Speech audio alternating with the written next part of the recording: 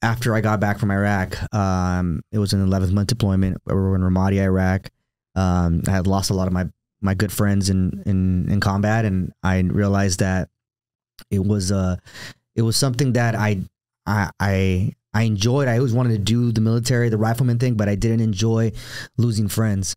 And I realized from that moment on that if I can go back and do it all over again and just join the military and not go to combat and still be able to keep my friends from dying, then I would do that all over again. I realized that combat was glorified, and it was not always what Hollywood painted, combat to be. It was really bloody. It's not a video game. It's not a video game. It's serious.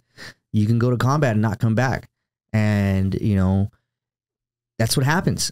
You go to combat and not everyone comes back. So I realized that, if I want to continue to live and I had dreams and I wanted to live my dreams, it wasn't going to be in the military and it wasn't going to be in the infantry. At that time, I realized that, okay, I need to finish my term. I need to do what I need to do to get out with an honorable discharge and go to college and see where the future is going to take me. However, at the same time, I loved what I did. I loved the I loved the Marine Corps. I loved being an infantryman. I loved being a rifleman.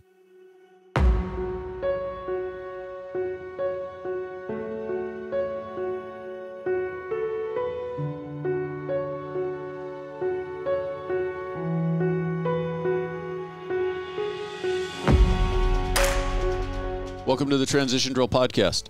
I'm your host, Paul Pantiani. I appreciate you taking the time to watch. So let's get into this. That's good stuff, and I think you're in the right track. A lot of us need that type of podcast to listen to and say, "Hey, we're not alone." A lot of us are going through the same shit that you are. So if this guy can do it, because I see myself in him, then I can do it. Right? There's different walks of path. Everyone comes from different backgrounds. I'm first generation Mexican American, I'm the first to join the military in my family, first joined the Marine Corps, served in the infantry, spent 11 months in combat in Ramadi, and that changed my life.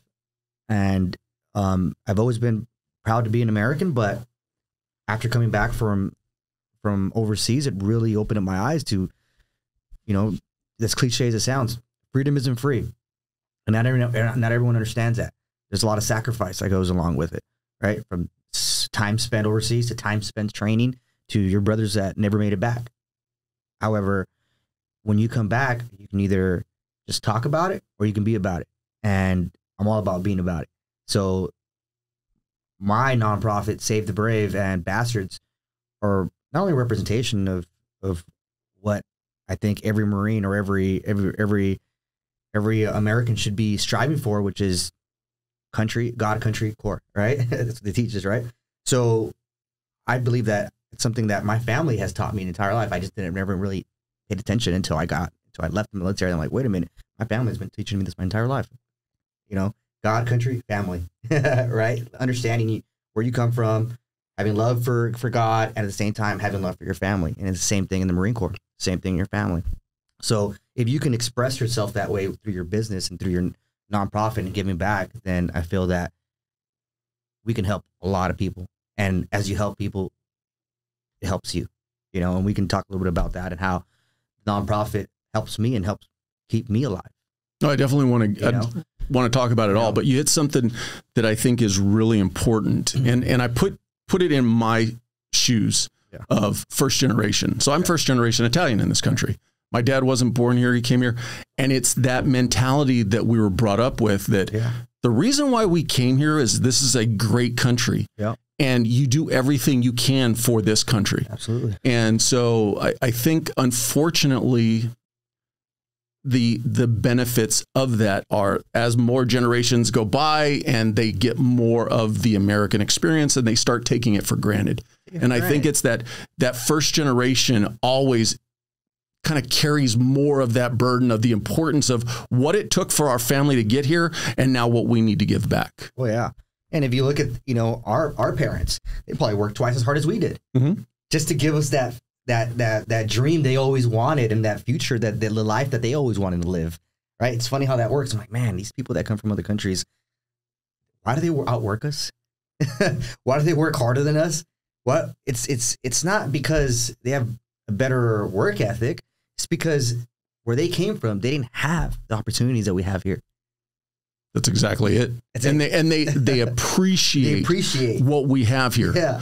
I think for a lot of people, maybe they should actually experience another country other than the United States to truly understand. Yeah.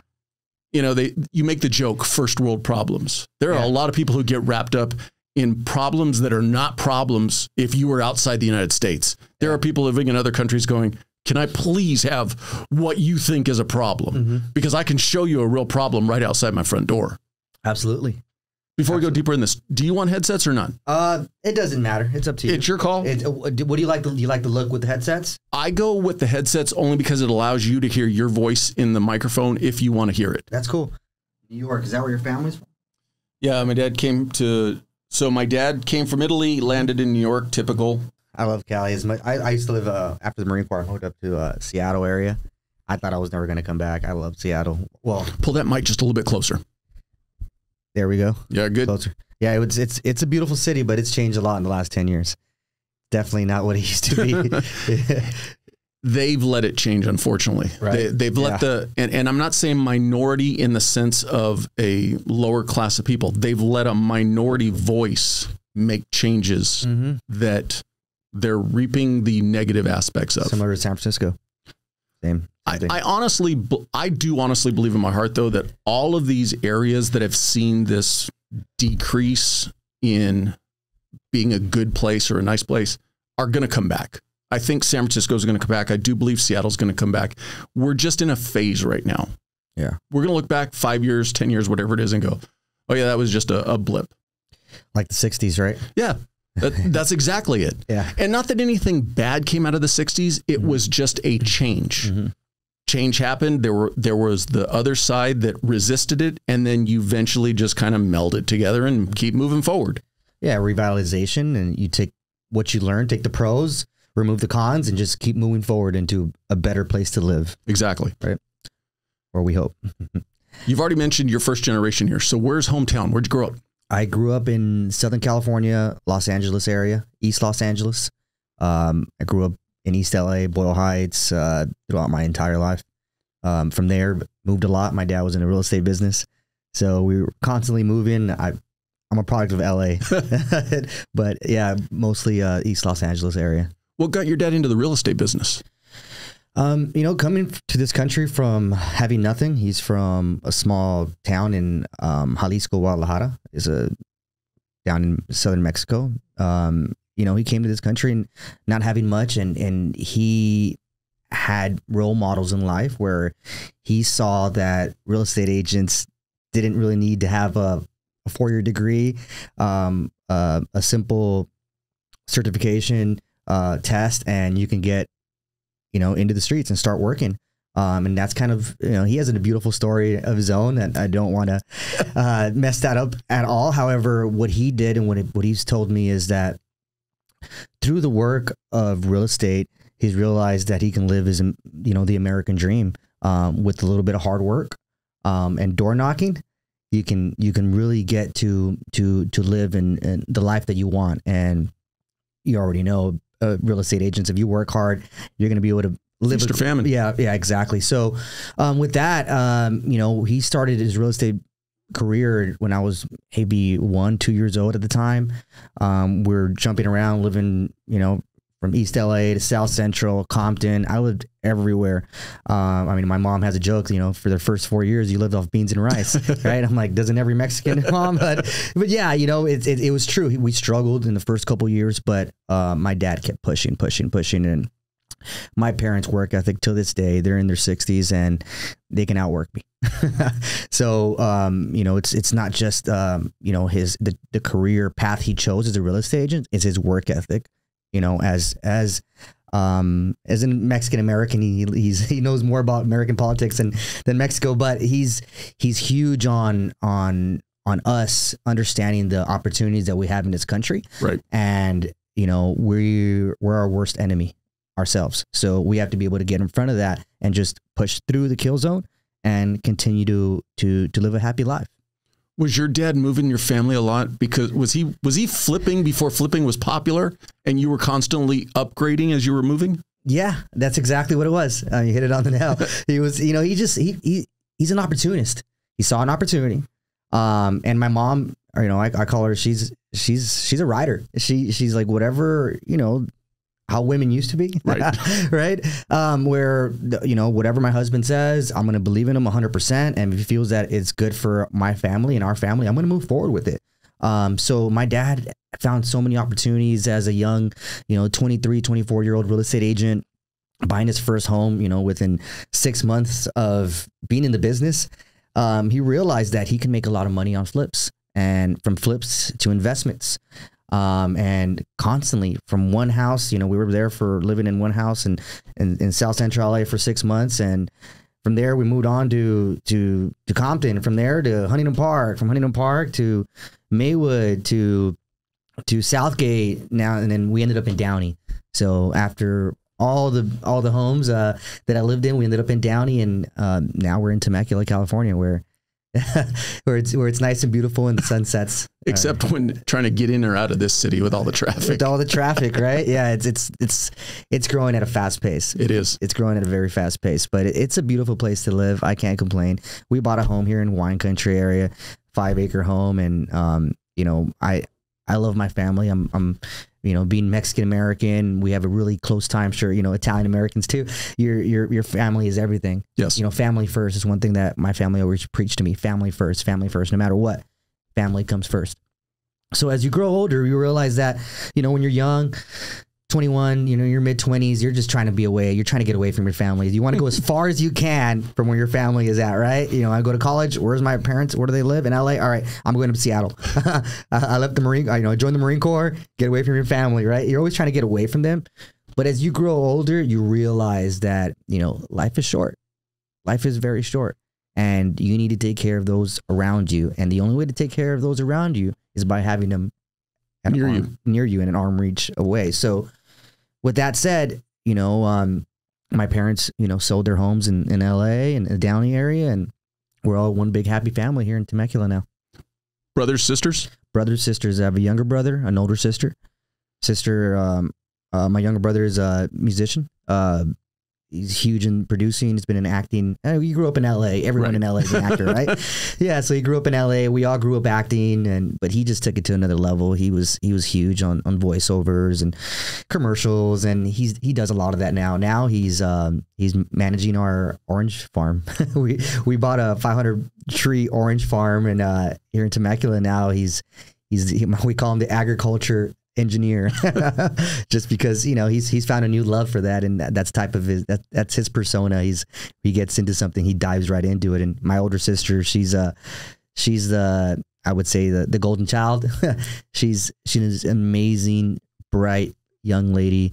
I would say young, but she's beats me. She's older by maybe 2-3 years, so she's about 38 years old now. She still looks younger than you. She still looks younger than me. Beautiful young lady, 3 kids, beautiful kids. She's married. Living, another American dream.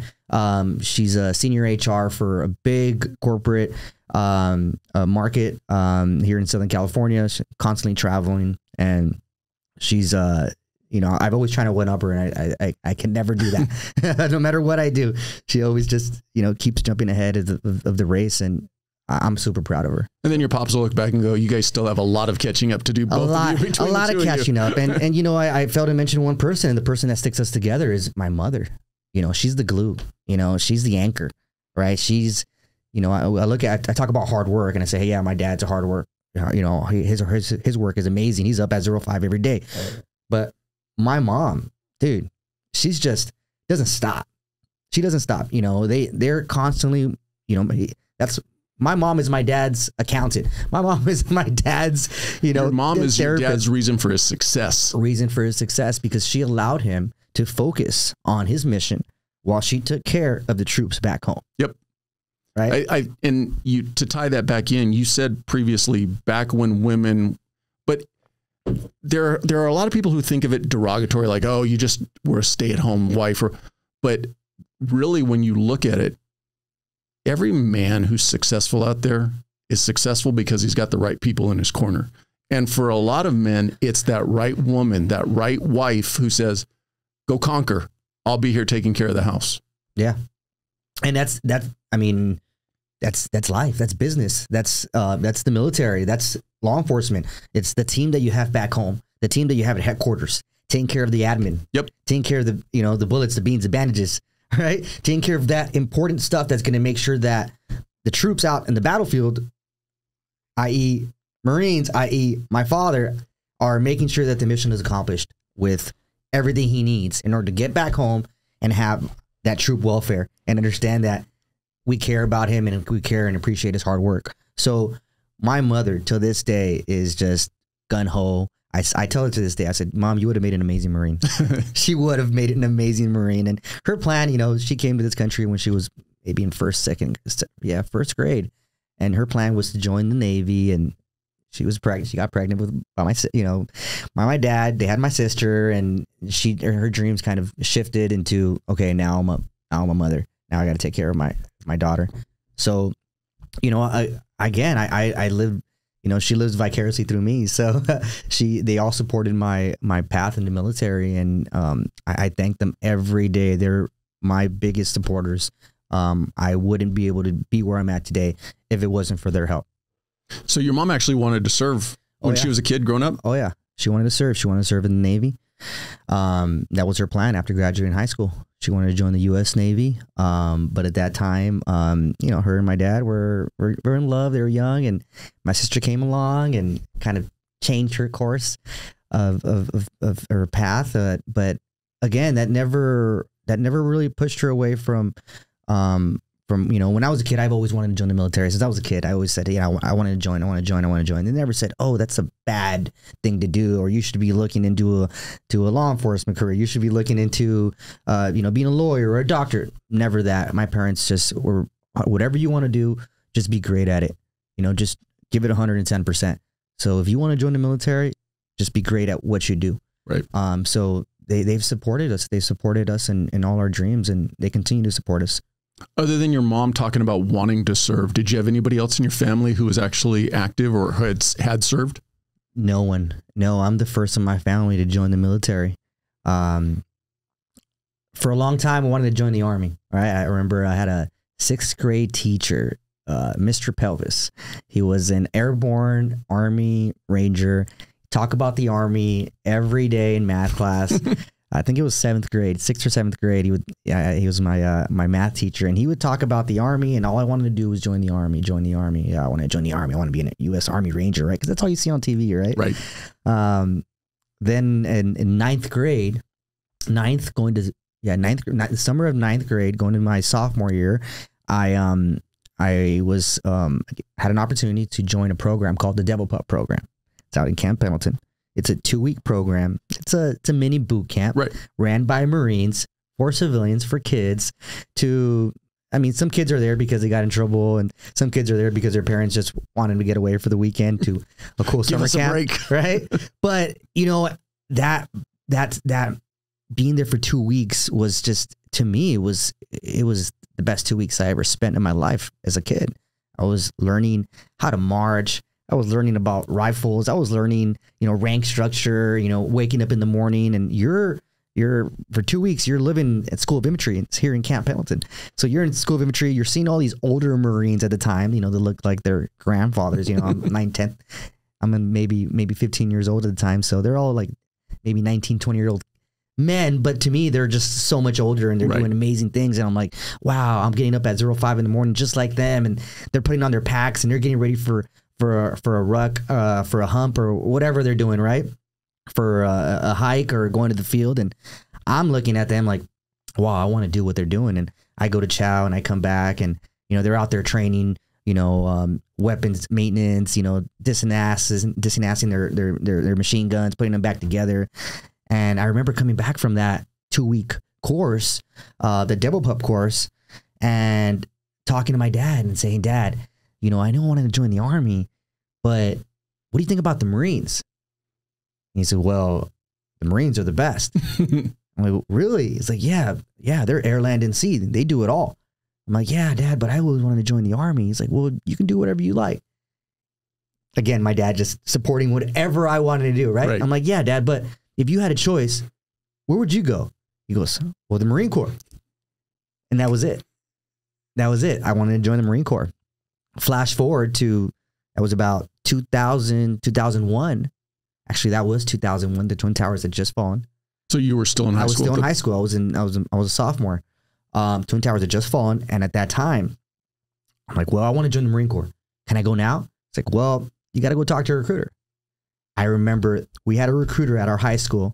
I went to Woodrow Wilson High School in El Sereno. All right. So Wilson High School, there was high recruitment of Marines every year. I remember there was about 10, 20 Marines that would come back after graduating class, after boot camp. They come back in their Chucks and their Charlies, and they come to the football games, and we see them, and they had all the girls with them, of course, right? I'm like, damn, that's cool. I want to do it. I want to be that guy one day, right? So, I was like, well, tomorrow when I get to school, I'm going to go talk to the recruiter. So I went. I saw the recruiter at lunchtime, and I walked up to the recruiter. Said, hey, it was Staff Sergeant Casillas at the time. Staff Sergeant Casillas. Hey, I'm Nick Velez. I'm a sophomore right now, and I want to join the Marine Corps. Can I join? I said, well, how old are you? He's like, I think I was about 15 and a half. He goes, you're too young. I said, what do you mean I'm too young? Can't I just go now and go to boot camp now, and then when after I graduate my high school diploma, then I can go to be a Marine? He's like, no, it doesn't work that way. He goes, you need to graduate high school first. He goes, then you go to boot camp, then you could go be a Marine. I'm like, oh man. I'm like, well, what do I need to do? How can I enlist now? He goes, well, when you're 17 and a half, you can come over to my office and I'll sign you up. I'm like, all right, great. In the meantime, I would show up to all their, they call it pulley functions, where they go and they work out with all the Marines or all the pulleys that are about to join the Marine Corps, right? So these guys are all either they're in high school or they're civilians that are what we call depped in, so they have a date to go to boot camp. Right.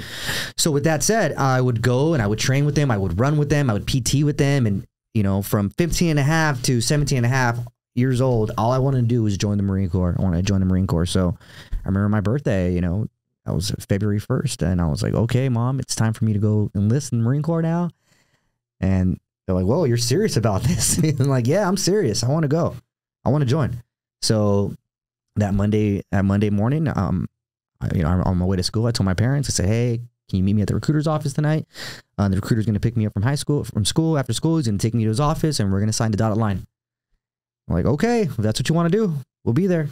So at 17 and a half, my parents met me at the recruiter station, and the only downfall about signing up, or the only, I would say, type of conflict that I ran into with my parents was my MOS.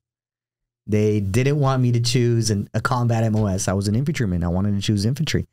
I remember walking into the recruiter's office and him telling me, what do I want to do when I join the Marine Corps? I'm like, I want to do what that guy does.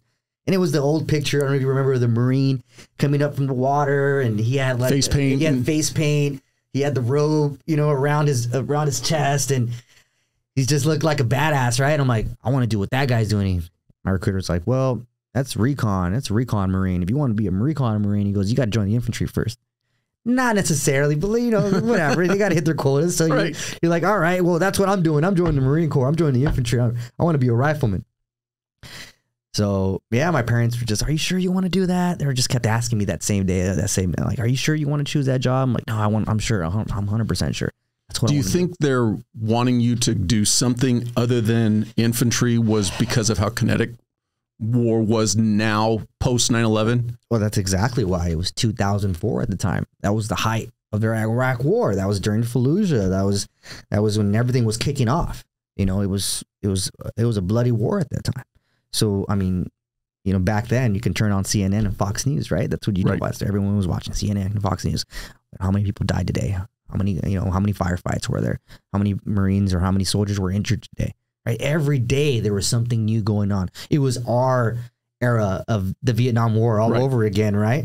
So them just constantly knowing what was going on, being a lot older than me, knowing what happens in war, and me being naive, a young 17-and-a-half-year-old kid that just wanted to get into the fight and wanted to do my part for my country. I knew what I wanted to get into, but to me, it was just at that age, it was a video game. It wasn't real. It didn't really, it just seemed like, yeah, that's what everyone does. That's what you need to do. You just go to combat and you'll come back. You'll be all right. It doesn't really work that way. But yeah, they knew that wasn't, they knew there was other opportunities in the military. However, I didn't want to listen. I didn't care at the time. I said, you know what? I'm joining the infantry. I want to be a rifleman. If you don't sign here, you're not supporting me in my path, Mom, Dad, please. So they signed away and said, here, you belong to the Marine Corps now. So you graduated 2004? 2005. 2005. Yeah. And how soon after were you in boot camp? Oh, man, less than 3 weeks. So straight in. Straight in. Straight in. I mean, if I could have gone a week after, I would have. They didn't have a slot open. So I went to boot camp July 24th, 2005. And your plan going in, were you thinking long-term, do a career, or was it, let me get through this enlistment and then I'll decide from there? At that age, I want to say that I was thinking of the Marine Corps as a career. I didn't, you see, when I joined the Marine Corps, I didn't know that you got paid. I didn't know you got a paycheck every 2 weeks. I just wanted to join. I wanted to get away from my family. I wanted to join, go in the military. I wanted to do my part for my country. I wanted to go to war. I wanted to see combat. That's what I wanted at that age.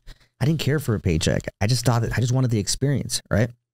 So when I joined, I said, well, you actually get a paycheck? Cool. Wow, that's awesome. Like, they set me up my first bank account, right? Or Pacific Marine, everyone had a bank account, and they signed us up, and every 2 weeks I was getting paid. It was amazing. But as you join, as you get into the military life and you realize what the military life is all about, and especially in the Marine Corps, it's very difficult to excel. Depends on your MOS, but in the infantry, it's a lot of work. It's not easy work. And after a couple of deployments, you realize that, if I deploy again, it might be my last deployment. So you better pick or choose, you pick and choose your battles. So I realized that it was something that I had to experience in order to grow. I visited a lot of countries on my second deployment. I got to train and do like what we call a Marine Expeditionary Unit, a MU, where we train with other militaries, other branches of the UN, and we train with them, and just it's an amazing experience that for me, I needed that experience in order to grow.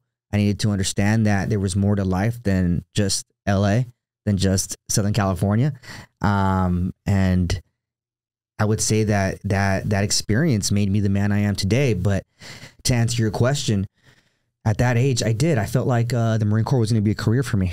Yeah.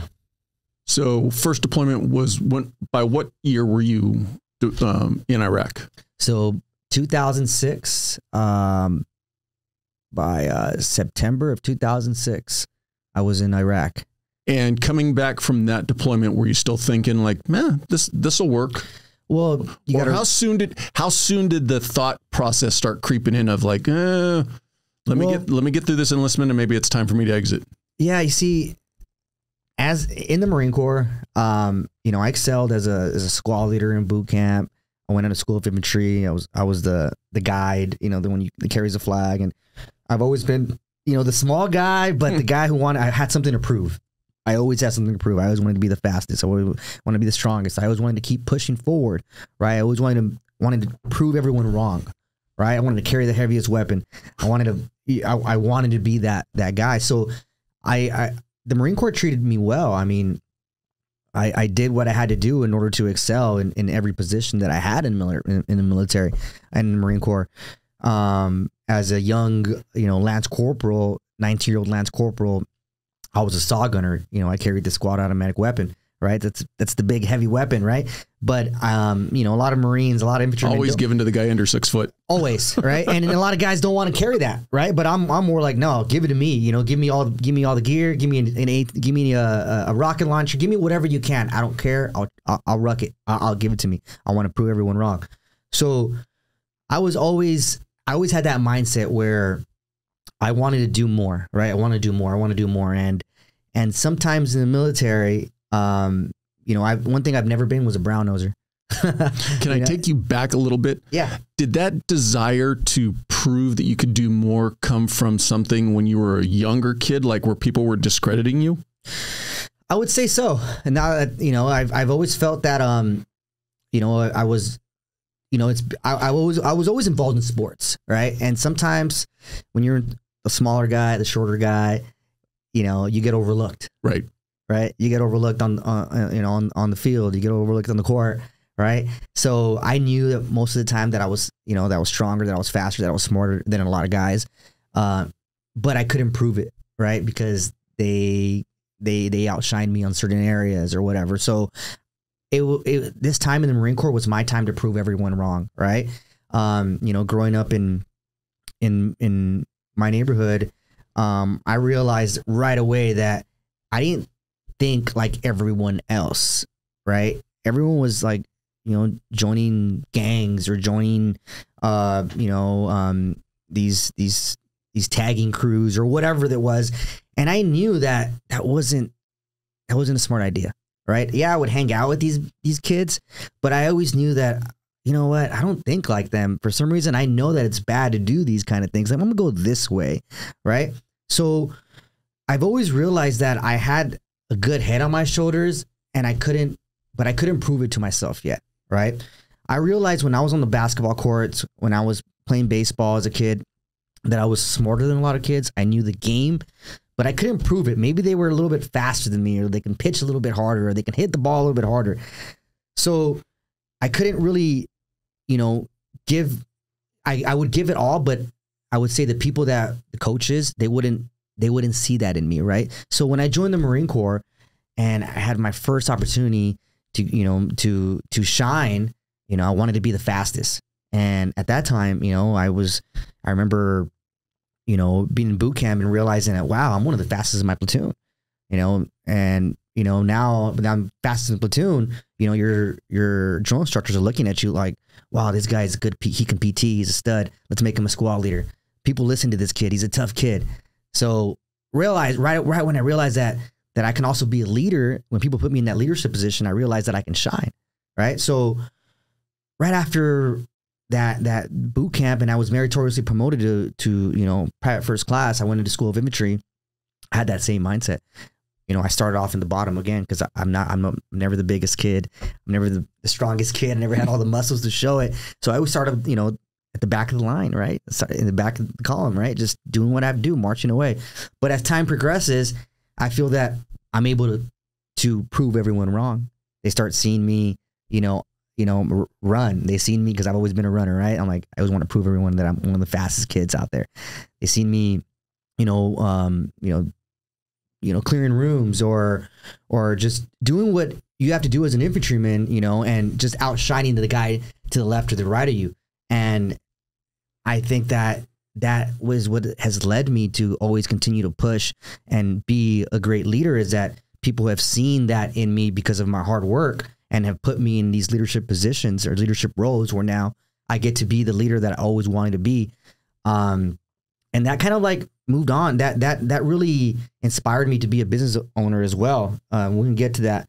But to answer your question, yes, I feel that as a kid, I was overlooked many times. And when I joined the military, they finally got to see that I've always been a leader and I've always had it in me. And, they really brought that out, and where they were able to polish that up, polish the leadership trait that I always had.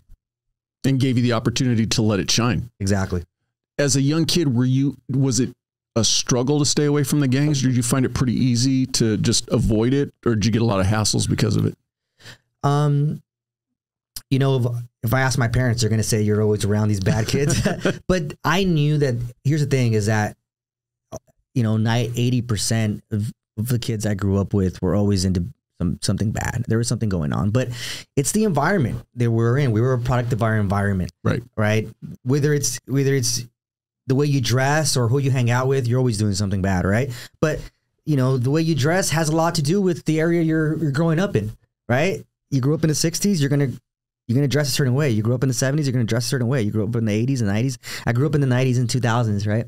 So if you're Hispanic, Latino, growing up in the East LA area, you had this certain kind of way of dressing and swag, right? So it wasn't that I wanted to be someone that I wasn't. It was that's what was cool at the time. That's what got the girls, right? That's what that's what made you have some type of respect, was dressing in a certain way, right? So I would say that, growing up in that environment, I knew who the bad guys were, but I was smart enough to be friends with them to where they didn't mess with me, but also smart enough to go home when it was time to go home.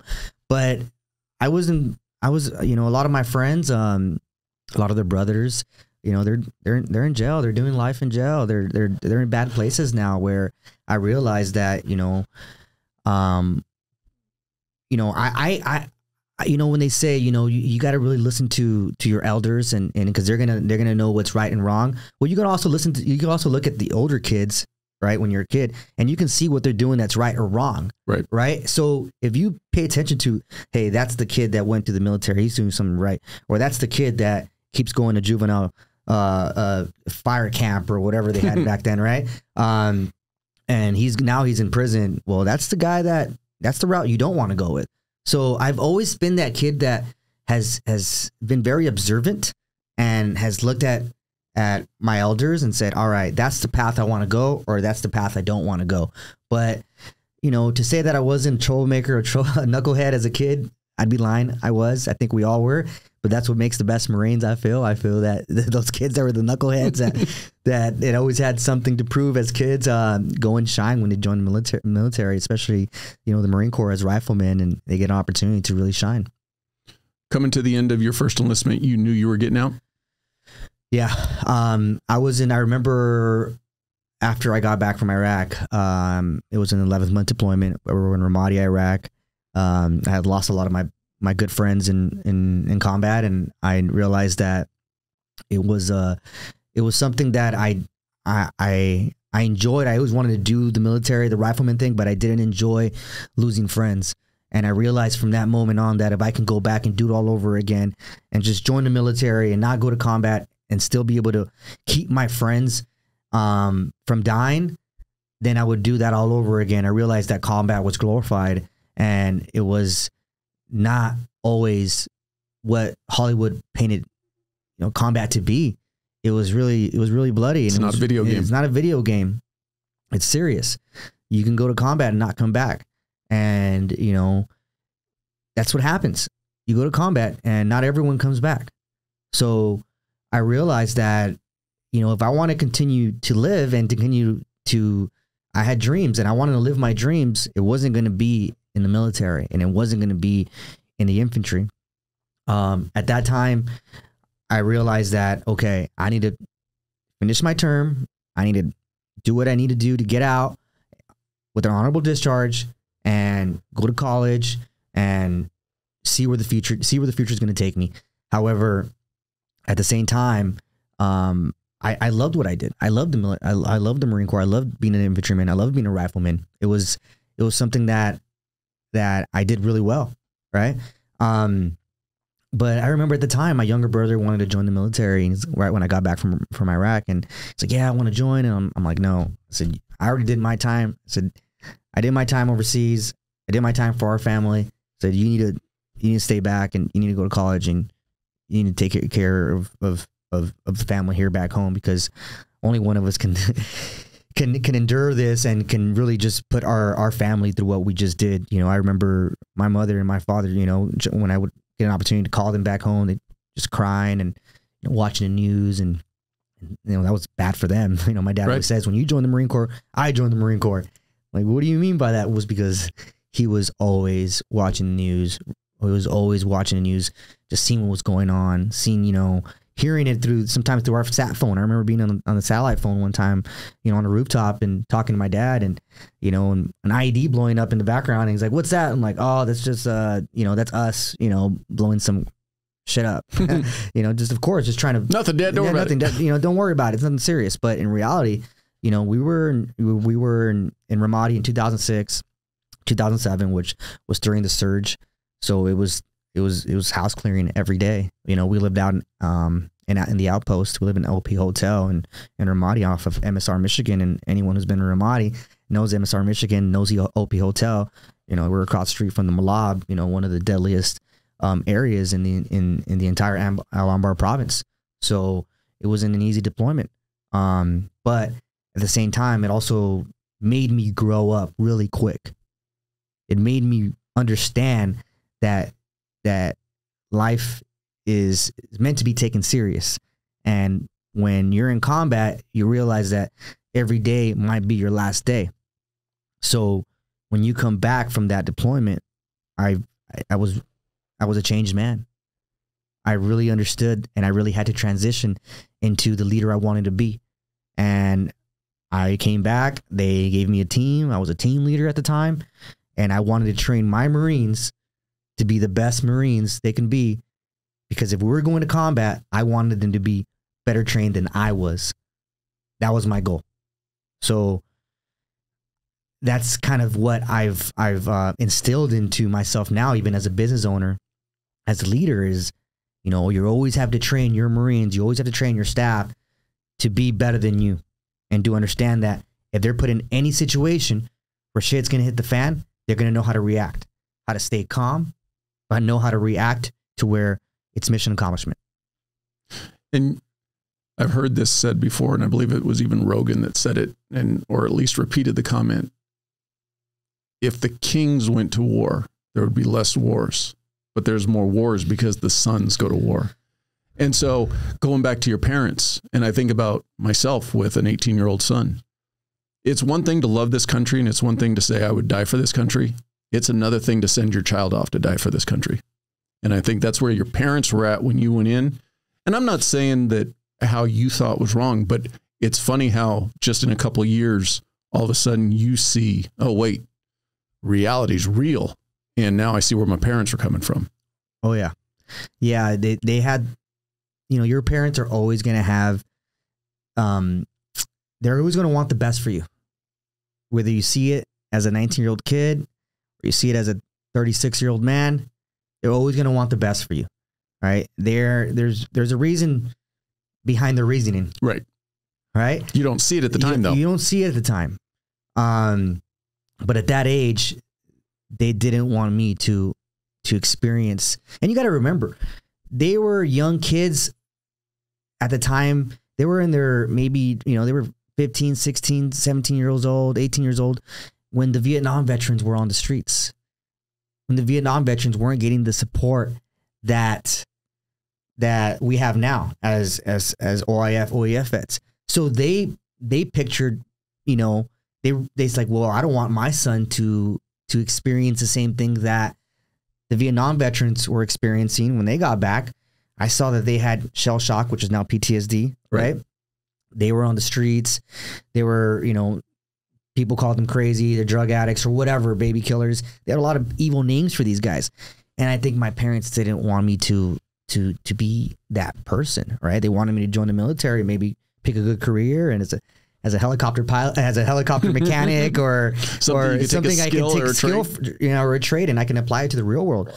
But they knew that as an infantryman, that it wasn't always going to be pretty when I got back. They knew that there was going to be some troubles and tribulations, and through that, they were absolutely right. However, they were always there to ensure that they had my back, and they always made sure that I knew that they had my back. So a lot of my success and the reason why I'm able to be able to still continue to be a leader today is because of the support that I've had when I got back from the military. So coming out, you've already mentioned you went to college. So what was your plan coming out? What were you thinking you were going to do? So I wanted to go to law school. I wanted to go to law school. One of my high school teachers, Mr. Verdeen, he grew up in East Los Angeles. He was one of my role models growing up. He was just, you know, a young Chicano kid from East LA who went to USC, you know, was an attorney, had his own law firm at the time. And to me, that was unheard of, right? You don't really see that growing up. So I'm like, well, I knew that he had a good career.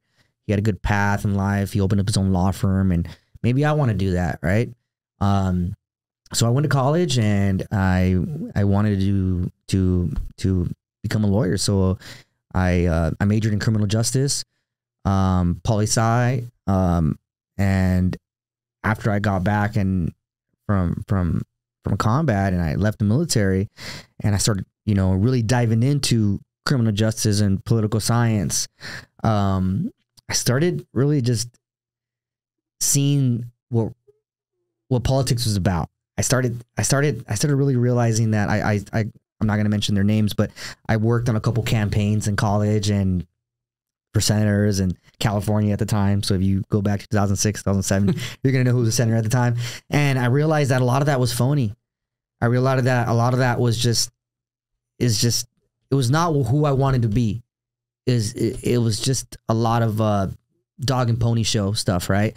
Where I'm like, well, you know what? I don't think being an attorney is going to be fit for me, just because I want to be able to represent and fight for what's right. And I feel that a lot of times they're just fighting for what's going to put money in their pockets. And I knew that wasn't me. I knew that I wanted to have a respectable career. So I'm like, okay, well, let me just go into law enforcement then, because I feel like law enforcement, these guys are a little bit more respectable, and they're more like the enlisted guys, right? I could relate to them a little bit more. So at that time, I was at Pasadena City College, and I ended up moving from Pasadena to Seattle. I moved up to Seattle to get away from my family at the time, right? Just because I got out the Marine Corps, and I'm like, well, I can't be close to my family right now, just because we weren't seen eye to eye. I felt like I was a grown man. I was 23 years old, you know, still going out, having fun, you know, doing a lot of things I shouldn't have been doing at the time. Drinking, bar fights, all kinds of BS that I was untamed at the time, right?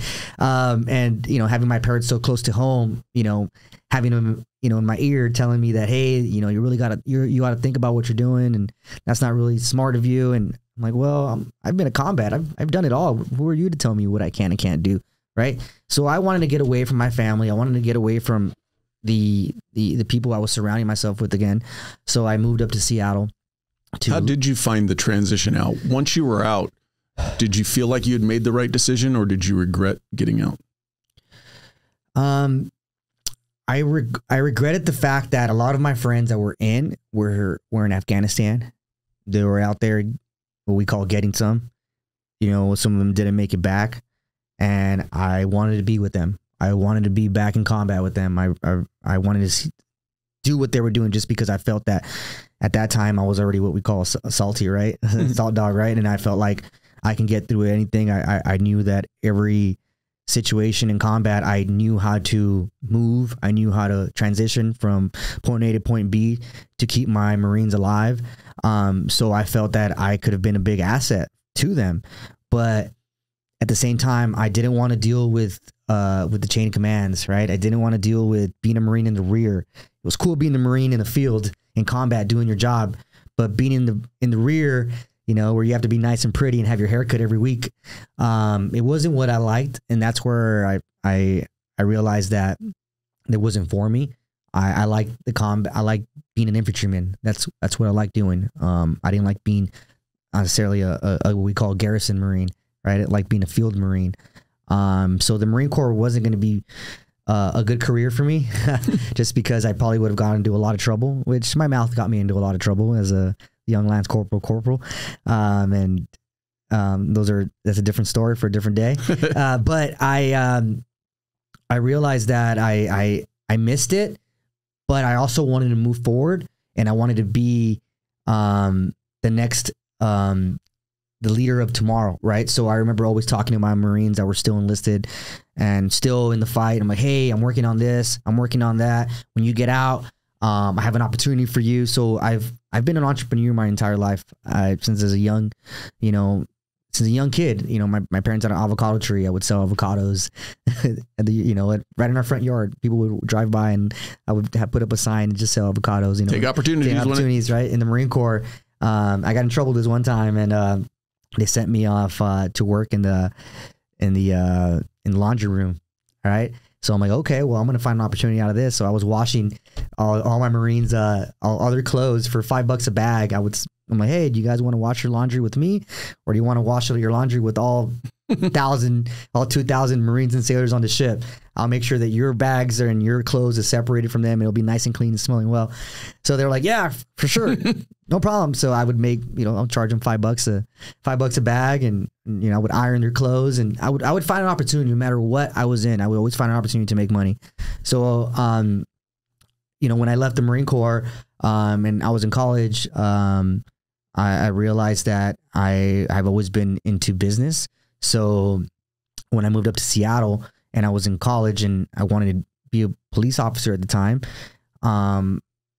I went on to a couple interviews. I made it as far as the oral board, and I was a young 23, 24-year-old kid. Of course I'm gonna get overlooked, right? At that time, yeah, you think you're a man, but there's a lot to learn. I've talked to several former guys out of the military, and unfortunately, you go in at 18 years old, you get a garbage load of life experience that a lot of 22, 23-year-olds don't have. Yeah. But then it comes to law enforcement testing, and there's no other way to put it. You're just too overbearing. Yeah. You're bringing all of this experience, and you don't at that age, and I'll kind of put a blanket statement on it. You don't have the maturity on how to temper it. Yeah. So it's 100%, and they're like, whoa, slow down. Calm down. Right. When we say we're pissing vinegar, right? You're just 100%. You're going gun ho. No stopping you. Tell me where the fire's coming from, and I'm going to go in and enter that home and clear every freaking room if I have to.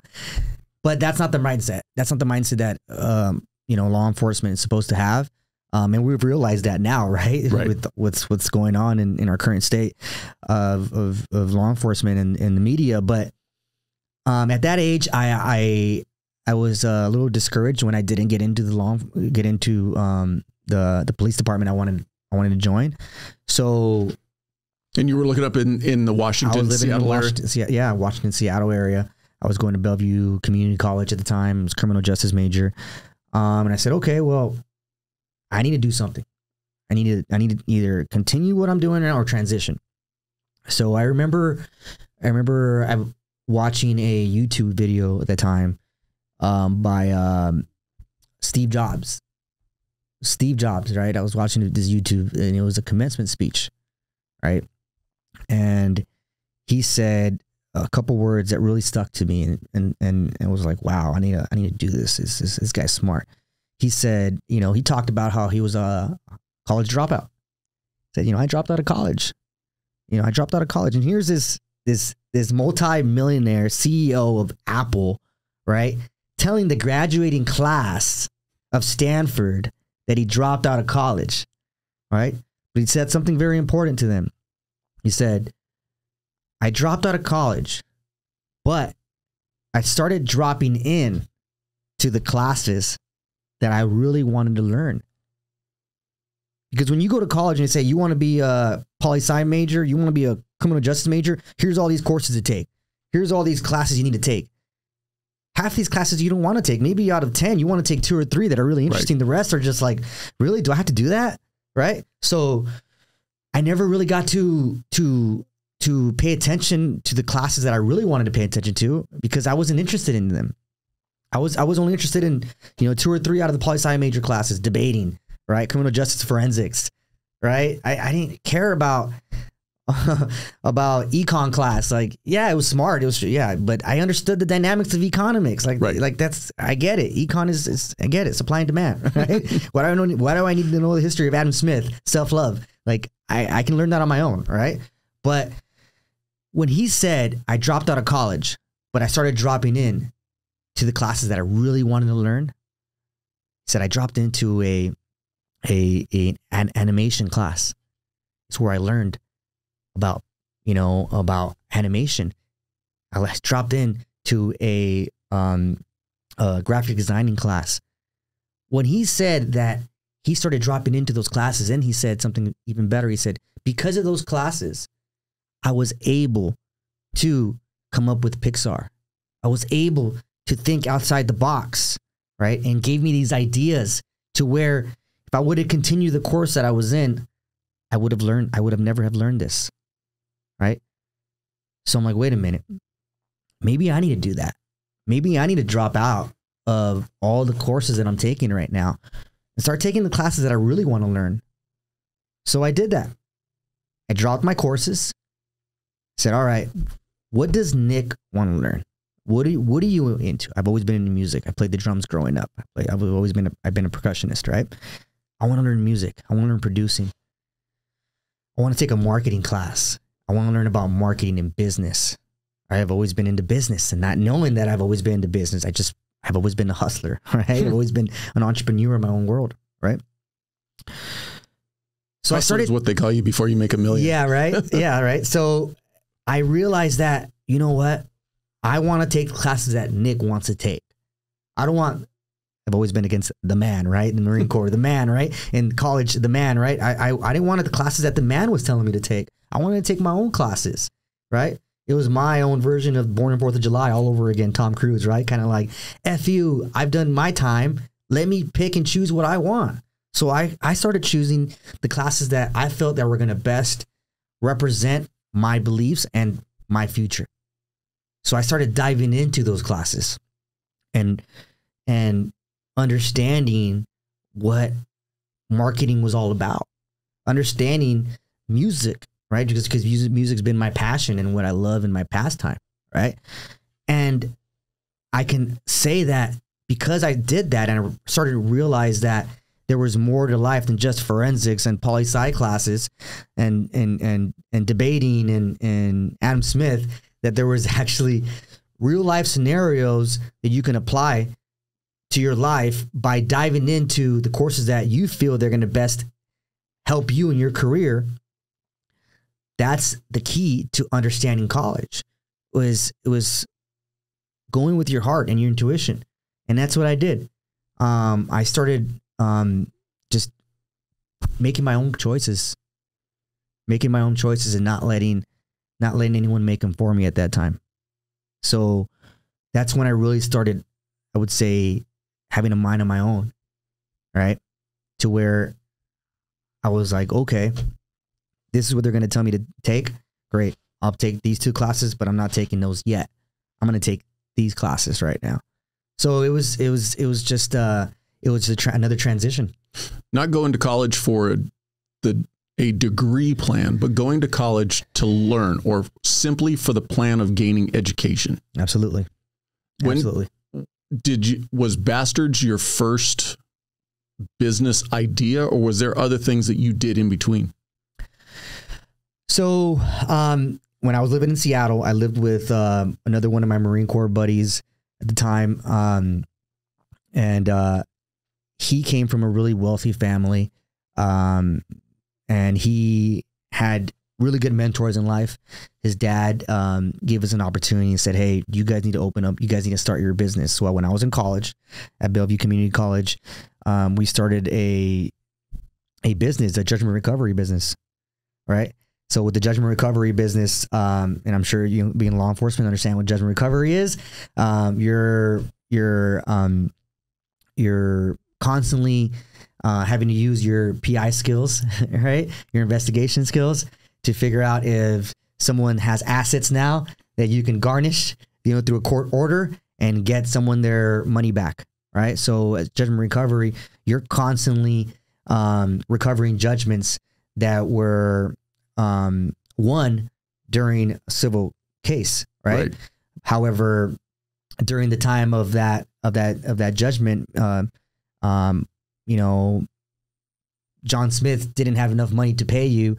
However, 5 years later, he has a good job, or he's married to Jane Smith, who has tons of money. So now we can garnish her wages. So right away, I realized that, wow, this is kind of fun. I'm not really doing much work. I'm just having to do some private investigation work. And this is before Facebook. I mean, Facebook was just taking off. So it was just for college students at the time. Right. So we had to do a lot of PI work, digging in trash cans, staying overnight, kind of looking at, following people. It was fun. And I started that business with my buddy up there. And at that time, my best friend, Keith Hernandez, and his brother, Richard Hernandez, were diagnosed with both Marines both served with me in 2-4, 2nd Battalion, 4th Marines. His brother Richard Hernandez served with 1st Battalion, 3rd Marines. Were both diagnosed with testicular cancer. We were young. Wow. I was 22, 23 at the time. They were probably like 24, 25. They were diagnosed with testicular cancer. We were all working together. It was a team, right? It was a fire team, and we were all helping each other with this judgment recovery. And when that happened, we're like, okay, well, we need to come together as brothers, and we need to do a huge fundraiser. We need to help these guys out. So we reached out to local media. I reached out to Seattle Times, and Seattle Times contacted us and said, hey, we want to do a story on not only on your brother and his fundraiser, but on how these Marines were able to come back from combat, work together for another mission. And, you know, young 24, 25-year-old entrepreneurs, that's a great story, right? And now two of those brothers are suffering from, a life and death situation with diagnosed with testicular cancer, and they're fighting again, another battle, right? Together. Was it attributed to what they experienced at combat? We could never pinpoint that, even though to this day, we say that a lot of the Marines that I served with, especially in my company, have been diagnosed with cancer. It's something where we can't, we have no proof of it, right. But if you look into a simple Google search, and you're gonna find the comparisons of a lot of people comparing, the fact of us carrying, this uranium, right? All our ammo made out of uranium that has been said to cause cancer, and now we can't prove that, right? It's never been proven, but here in 20, 30 years, it's going to be the next Agent Orange, right, where they're like, yeah, well, if you served through 2000 through 2005 and you were blah, blah, well, now you qualify for this disability, right? So we couldn't prove it at that time. However, we feel that it was service connected. Right. But that wasn't the mission. We just had to keep pushing and had to make sure that they were alive, and to live another day. And thank God they both beat it. They both beat it, and to this day they're successful. One's a counselor, the other one's a successful real estate agent out in the Seattle area, and these guys are gun ho. Literally the perfect Marines. These guys are just Iron Men. They've always been the toughest in the company. They're just great guys. So when that happened, we reached out to the media, to Seattle Times. I realized right off the bat what the power of being a veteran can do for you, right? Because that was post OIF, 2007, 2008, right? We were fresh out of Iraq. We were all new military Marines, veterans, combat veterans. At that time, no one was using the veteran known, veteran operated slogan in their business. That wasn't cool yet. Right? That wasn't what now every Marine, every veteran has veteran owned, veteran operated, right? Which I remember when we did that. But when that happened, I realized what the V card, which I call the V card, the veteran card, can do for you. Right? I'm like, wow, if you really reach out to people and you tell them, hey, this is my story. I'm a veteran. This is our story. Can you support us? Can you help us? A lot of people are going to help you because of that. They're going to have, even though they didn't serve their country, they're going to feel that that's their way of serving their country, is by helping another service member accomplish their goal or their mission. So when we did that, our story went viral. We made the front page of Seattle Times on Veterans Day. So I'm like, wow, that's awesome. Right. And there's nothing wrong with using the V card to be the key that unlocks the door.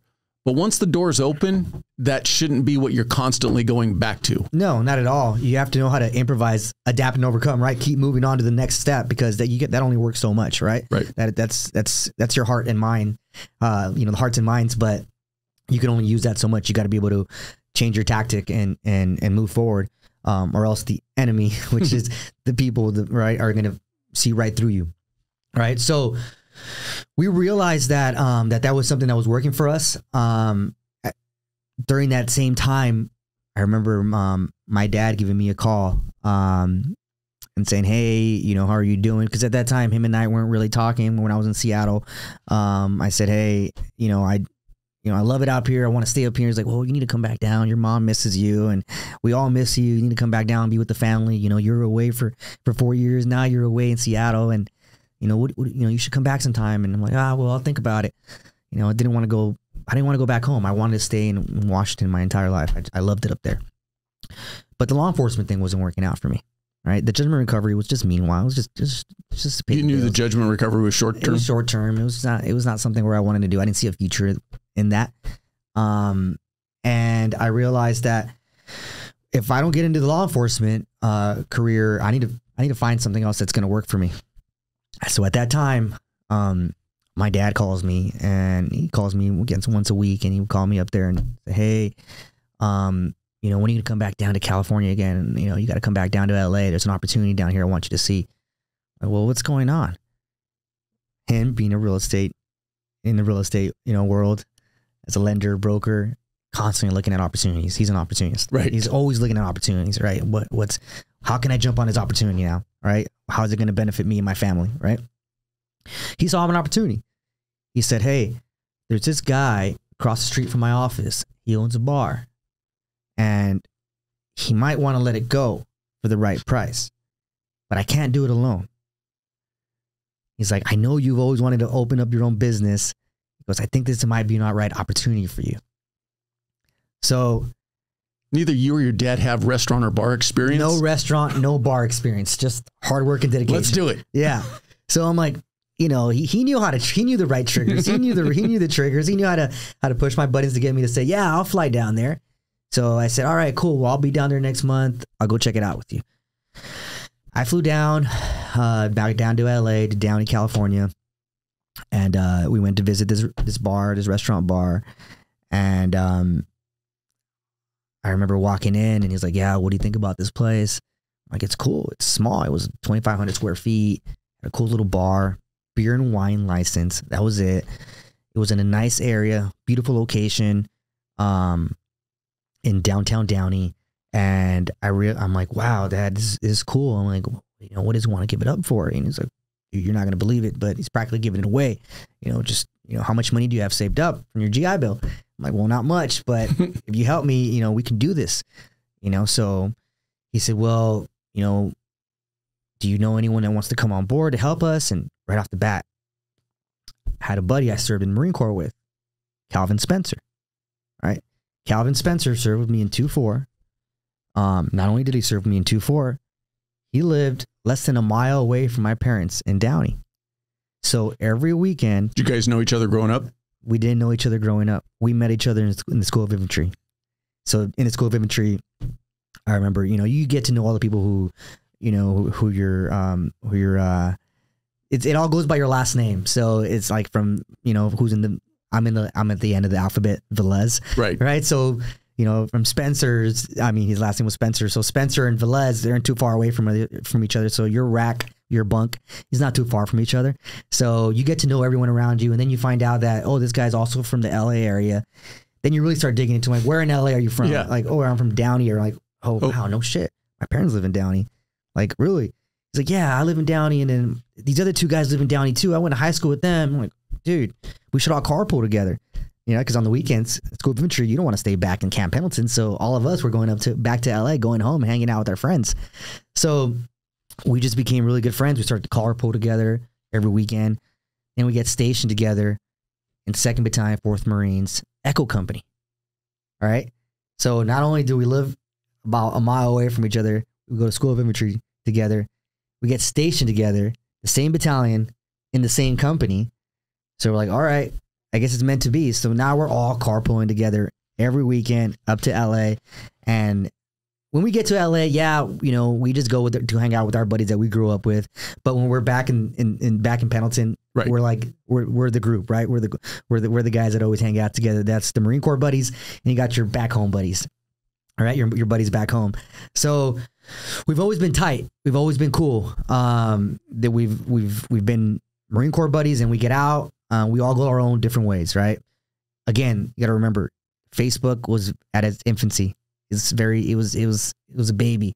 So the only way that you can really reach out to people is through Facebook or MySpace at the time, right? So I remember Calvin, he was my Facebook friend, and I would always see his updates on Facebook, his posts. It's like, hey, I'm going to Cordon Bleu Culinary School. I'm like, cool.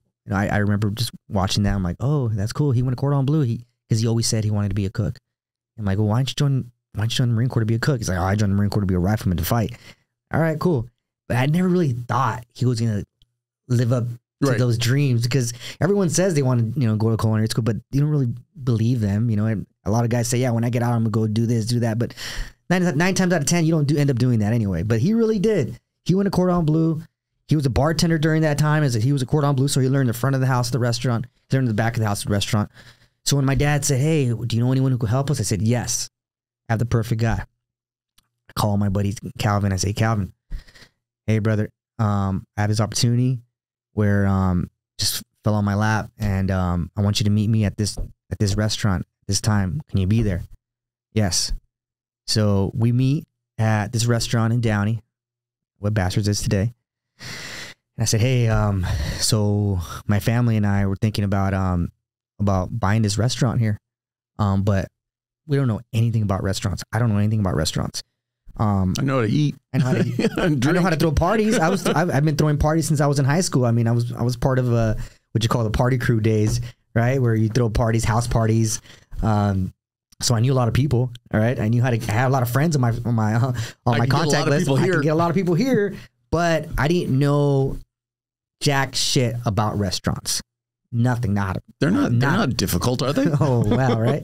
Yeah, so I didn't know anything. I didn't know how to price out a beer. I didn't know how to price out any menu items. I didn't know anything about it. I just knew how to drink, cold beer and get effed up at the time, right? Because that's what was fun. And that's what I felt like it was going to be. I'm like, yeah, it's going to be a good time. It's just a big party every day. Whoa. Did I have a rude awakening? What do you mean we got to pay bills? Yeah, right? So I remember he said, well, what's your plan? I said, look, I don't know the type of menu I want to run. I don't know what we need to do to make this happen. But I do know one thing. We need to honor our brothers that never made it back. So I want to name our restaurant and have the decor and have all this catered around the veterans. Using that V card again, right? I'm like, I know that we can make this happen, and I can reach out to the media, and I can reach out to people to support us. But we need to have our story right. We need to have our story right so people could understand it and respect it and come in. And that's going to be our niche.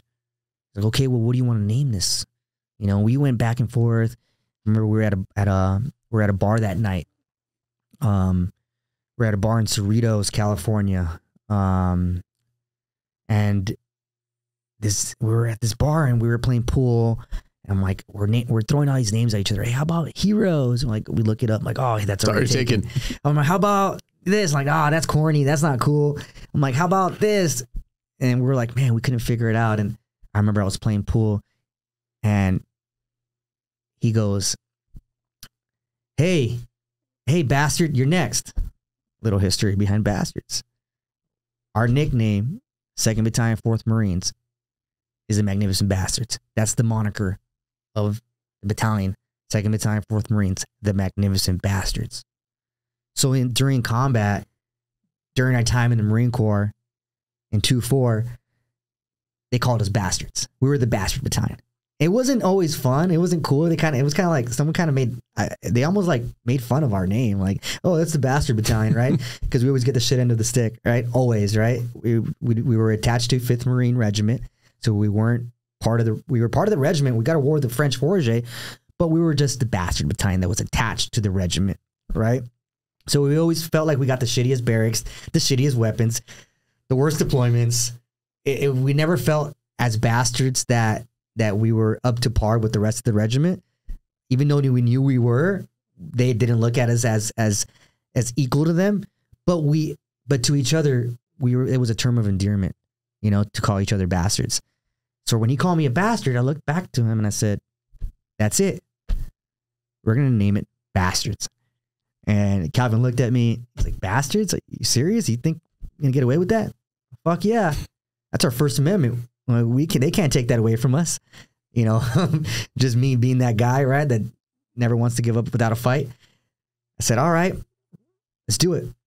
So he put in his 2 weeks. He left his job. He came over, and I remember I closed doors, and my dad's like, what are you doing? Why are you closing doors? Can't you just open up tomorrow? I'm like, no. We gotta paint this place. We gotta revitalize it.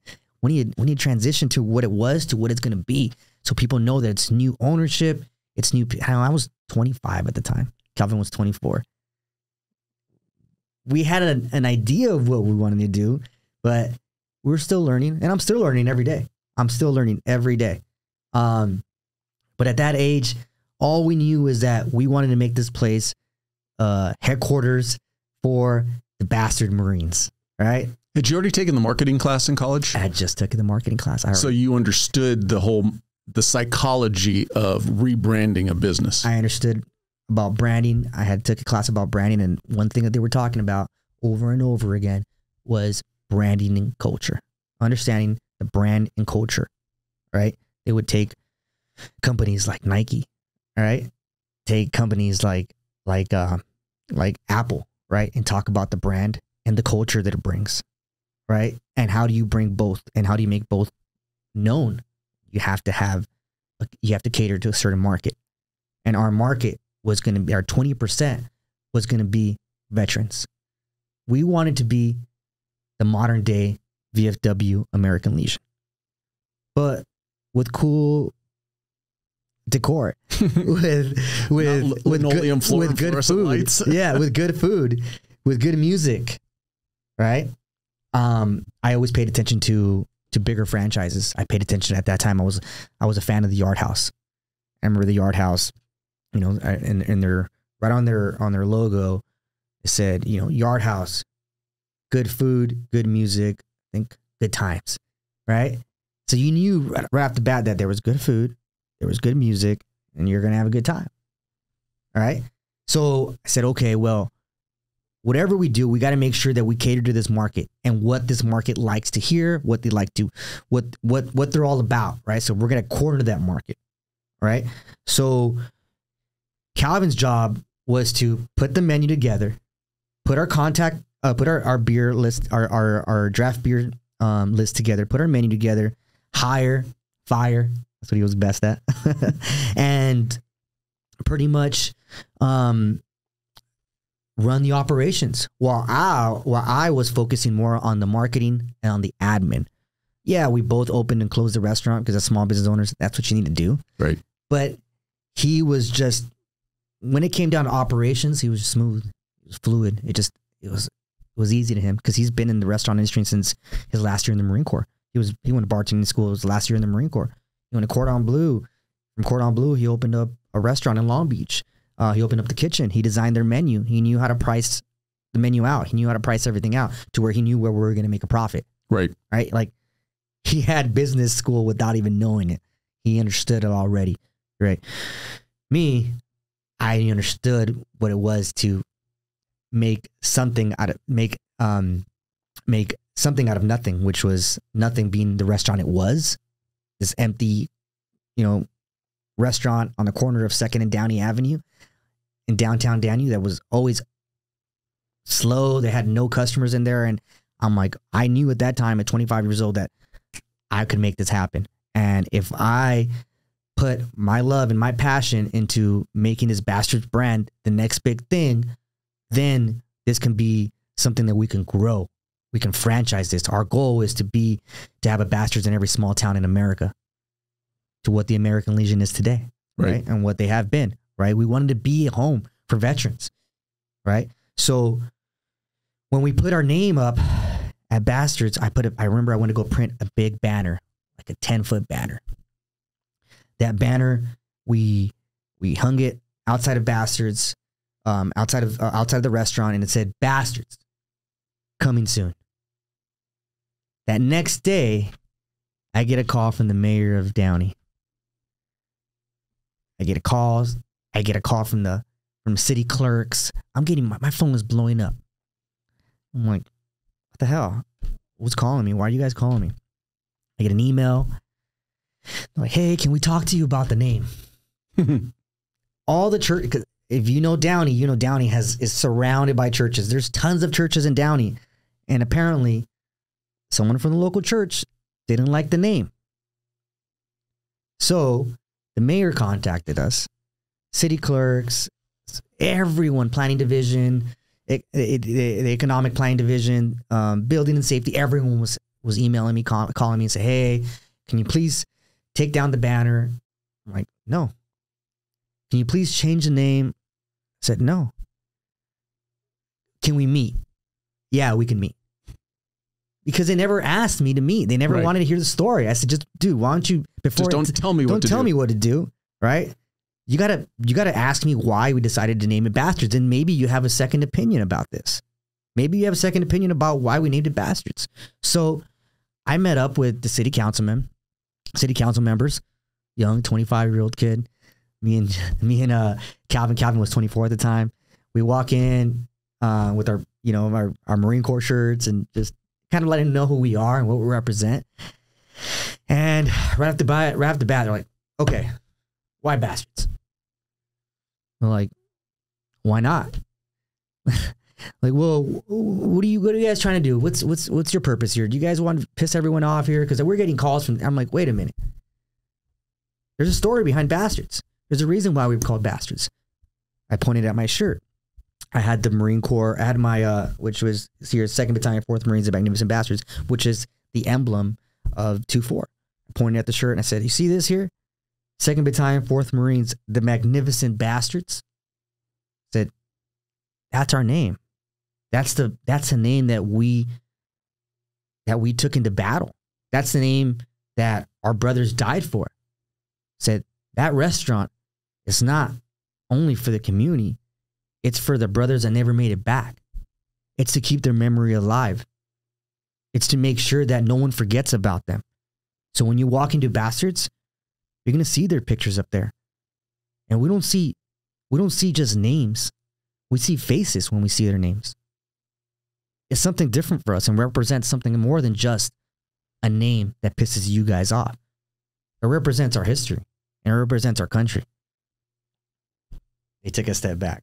Whoa. Okay. Well, how about Magnificent Bastards? I'm like, no. No. Do you remember that movie? Inglorious Bastards? No, yeah, no. I remember what I take away is from the Mark Zuckerberg, the Facebook. Oh. And he's like, what about the Facebook? And he said, no, just Facebook. You know, they didn't call us, hey, Magnificent Bastards. They weren't referring to us as Magnificent Bastards. They just called us Bastards. Hey, Bastards. We're the Bastard Battalion. So we're Bastards. And it's plural because there's many of us. Right? And our name stuck with us. And it stuck with us after battle. So we're always going to be Bastards. During that time that they were pretty much boycotting our name, I started to reach out to all the local media. I started to reach out to Fox News, to ABC, to the Marine Corps Times. And all of them, at the same time, started contacting the city of Downey. Said, hey, why don't you agree with these Marines? They're young, they're entrepreneurs, they're just trying to make it happen. What do you have against the name? Right? Again, that's 2012. A little bit different than where we're at today. Right. At that time, using those words wasn't okay. All right. Nowadays, there's other restaurants that are far beyond more derogatory than Bastards, right? I can name a few. But we got the attention of the media, which is something we really wanted too. We're like, it's gonna happen. It's, like they say, there's no such thing as bad publicity, right? Even bad publicity is good publicity sometimes, right? Look at Donald Trump right now. His rating keeps going up and up. It doesn't matter how many times they say all these bad things about him. It doesn't matter. You're mentioning their name. So they're mentioning our name over and over again. We made the front page of the Marine Corps Times. We made Fox News. We made ABC. We made NBC. Everyone was trying to visit us and try to get our story at the time. So we didn't have much money to open up our restaurant. We had enough money to buy paint. And I remember my buddy Ernie at the time, he worked at a company and he's like, hey, I can help you with paint. I'll buy your paint. And he bought us our paint. My other buddy was like, "Hey, I have an extra fridge. It's a commercial fridge. You can have it." So I remember me calling all my friends that I served in the Marine Corps with, and I said, "Hey, can you guys help me put this restaurant together?" So all of us came together, and all of us were there. I mean, I have photos, I have pictures of us all painting, and like, well, I'm like, I can't pay you guys, but I have tons of kegs that I can pay you in beer with. So we paid them in beer and pizza.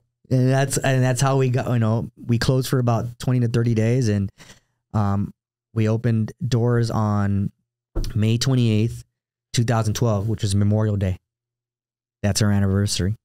So that was our story of being born again, which we call born at a bar. All right, born in a bar. You're stealing a storyline. Yeah, born in a bar. And we were, the Marine Corps being born in Tun Tavern, Philadelphia in 1775, right? And a bar. Our story. We were born in a bar. We were born to be a home for the generation that was coming back, that was transitioning from the military, not just Marines, all military, all branches. We were a home for them. We were a place where, and we are a place where veterans can come in, sit at the bar top, and not worry about having to watch their back, because we have their sixth. That's the difference between us and every other establishment, is that we have the best interest of our Marines, of our soldiers, of our sailors, of anyone who served in the military. We have their back because we understand that we all took the same oath. We all put on a uniform. And if they called us into combat, if they called us to war, we were all going to be there side by side. So that's what we're doing. We're side by side now, living that next dream. And the dream was to be entrepreneurs, or we call veteranpreneurs. And obviously, I know that you wanted to target the veteran community, but you had, based on the product that you've produced, you also understand that you need a viable business that attracts everybody. And you've done a great job with that.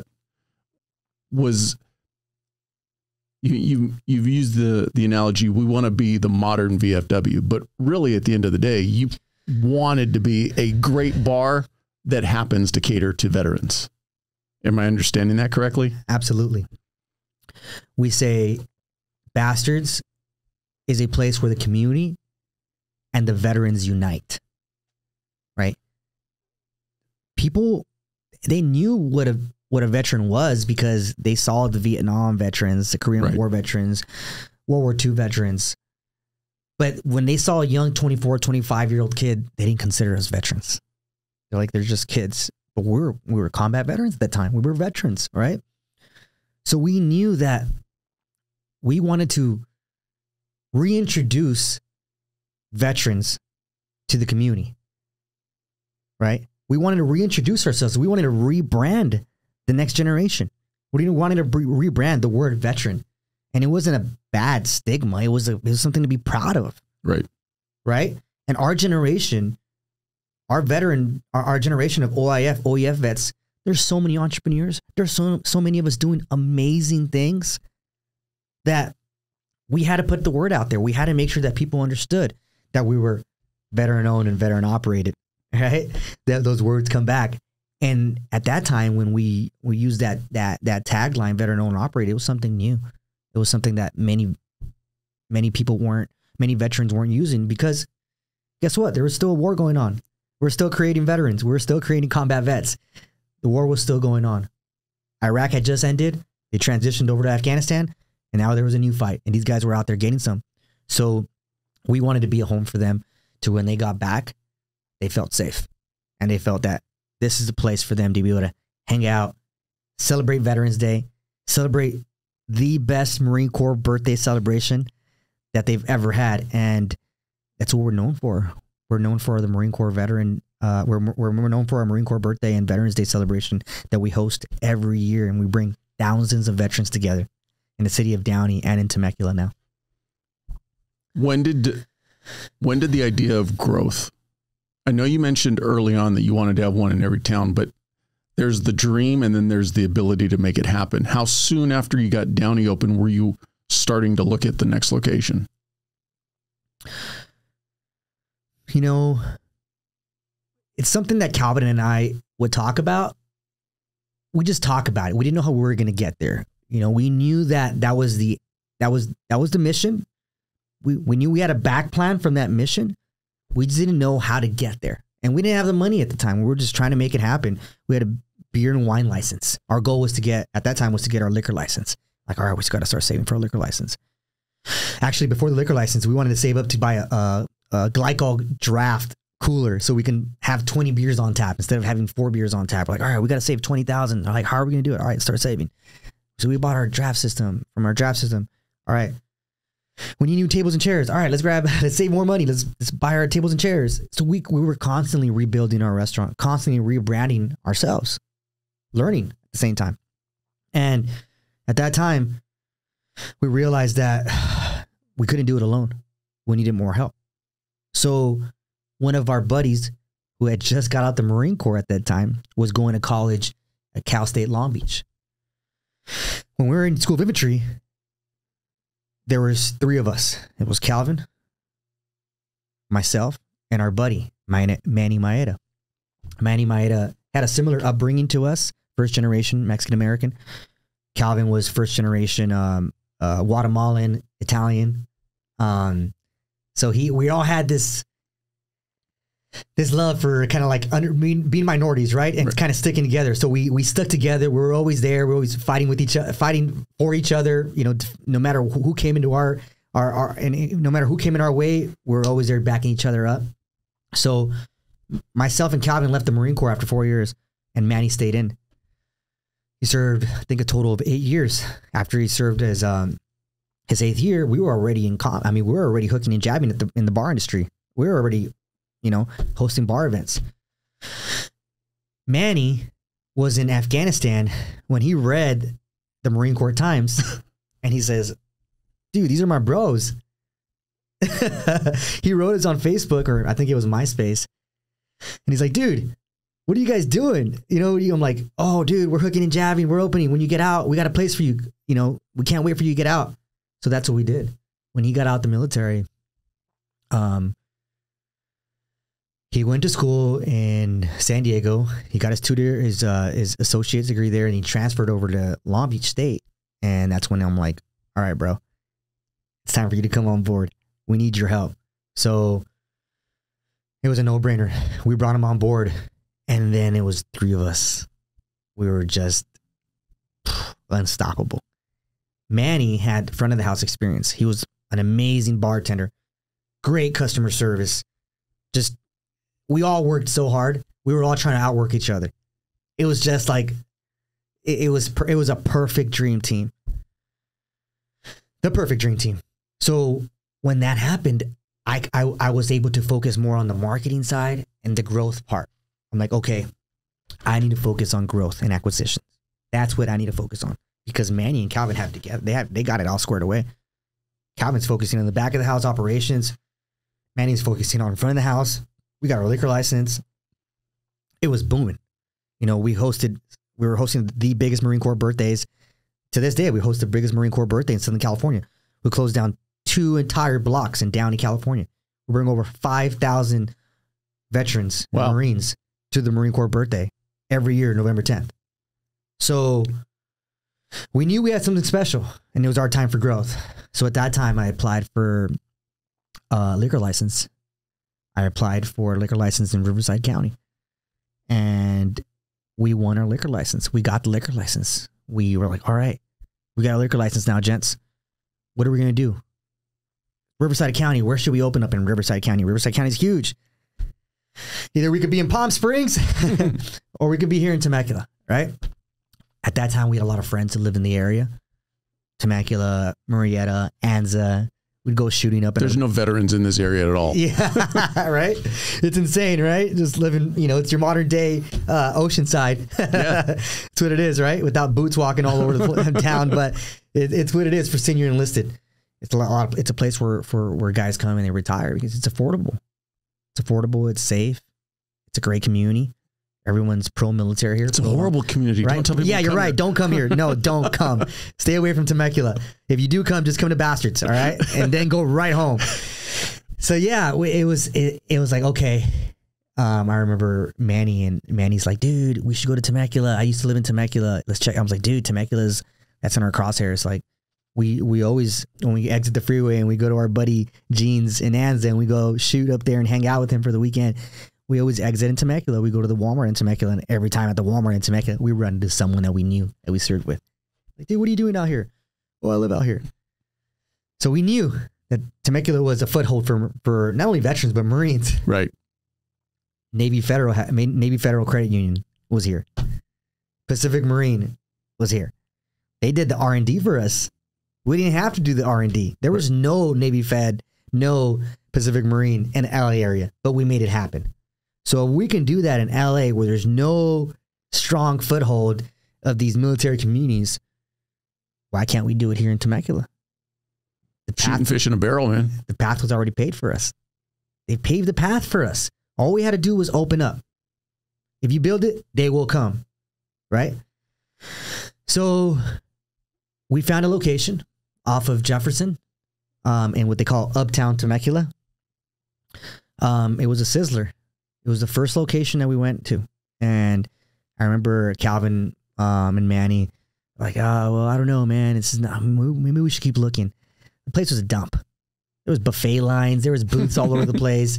I mean, it looked like they just dropped their plates and their forks and their knives and everything that they were eating chow with, and they walked out that front door. Everything was in place.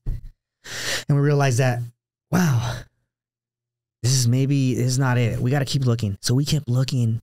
And the thing is, when you get your liquor license, you have an X amount of time. They give you about 60 to 90 days, and you have to find a location. If you don't have find a location somewhere within that county, without that county, you lose your license. So we were on a time crunch. So we were constantly looking. We had a broker in town looking for us, and we couldn't find anything. And then I think we had about 10 to 15 days left. I'm like, all right, guys, we got to find something.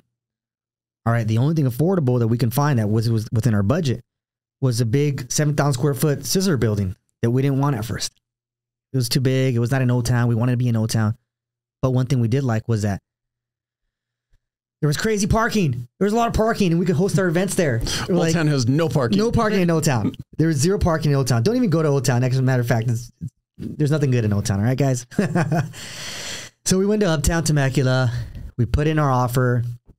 They accepted our offer. And it was time for us to build. And that was in 2018. 2018. Great time to start a business or right. Take over a business. Right. Head straight into COVID. How did COVID impact you guys?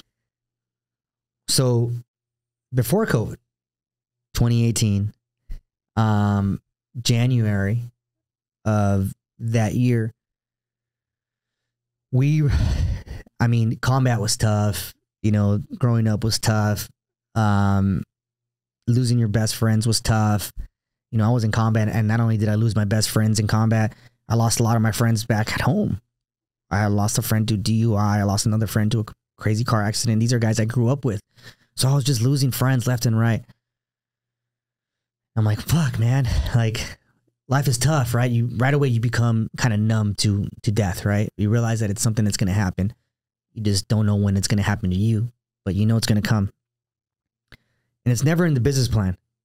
It's not part of it's not part of your 5-paragraph order, right? It's not part of your business plan. No one says, oh yeah, well, I'm going to go out in this year and then that's the year that this person's going to take over my business. But in 2018, the trio, Calvin, myself, and Manny, you know, went through some of the most difficult times in our business. And unfortunately, we lost Calvin Spencer to a motorcycle accident. I'm sorry. We lost Calvin to a motorcycle accident, and I felt like it was the death of me. I remember getting the call.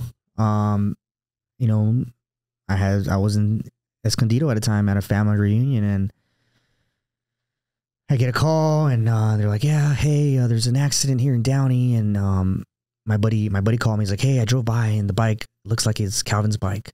look like it's his bike, and I can't see if they're not telling me if it's him, but I'm looking at his shoes, and he always rides his bike with his Vans and his black and white Vans, and like, who rides their bike with their Vans, right? At that time, right? Now everyone does. And I'm like, yeah, dude, that's crazy. I'm like, man, and I had this weird feeling in my gut, and I'm like, fuck, dude, I don't know why. I feel like I need to leave. I need to go now. I need to go check out and see if it's him. So I remember jumping in my car at the time and calling Calvin. I'm calling him. He does not answer. He's not picking up. I'm texting him. I'm like, hey, dude, you all right? I heard there was an accident in Downey. I just want to make sure you're good, bro. Not getting anything back. I make it from Escondido, or from Encinitas at the time. I was in Encinitas. Make it from Encinitas to Downey, which is San Diego to LA. About, I don't know, maybe 30 minutes to about 40 minutes. It was, I mean, I'm going 120 on the freeway. I'm just worried at the time. I'm just like, please, Calvin, please let it not be you. Please let it not be you, Calvin. I'm calling everyone. I'm calling the restaurant. I'm like, hey, is Calvin there? Like, no, he just left about 15 minutes ago. I'm like, okay. You know, I'm calling his brother. His brother's telling me, no, his truck's parked here. He's good. He's probably in his restaurant. He's probably in his room. He's asleep. I'm like, dude, are you sure? Are you sure he's not on his bike? Like, no, I'm pretty sure he's asleep in his room. They call me back. I'm like, no, man, I guess he took his bike. He was on his bike. He left the restaurant. He's not at the restaurant. He's not at home. I'm like, fuck, where is he? I show up to the crash site where they told me that it was on Stewart in Paramount in the city of Downey, about, I don't know, 5 blocks away from his home. I show up, there's a tent, the whole 9 yards. Well, there's an easy up tent, it's covered, and there's a car, there's a Suburban parked right above a body. And all I could see is the feet sticking out from this easy up tent. And there's paramedics, everyone is there. I know all Downey PD. I know all those guys.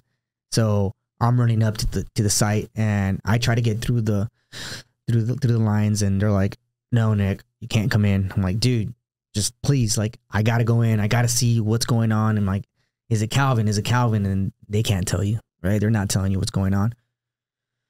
His mom shows up. Everyone shows up. We close on the restaurant. Everyone is there. We're all waiting. I mean, it's something I'll never forget. It's this feeling I had in my stomach. And I remember my buddy, the officer at the time who was there as crowd control. He comes up, and I'm like, dude, just please tell me, is it Calvin? That's all I want to know. And he looks at me, and he nods his head. And my whole body just, wow, I ran to nearest bush I saw, and I just started puking. I felt my whole body just change.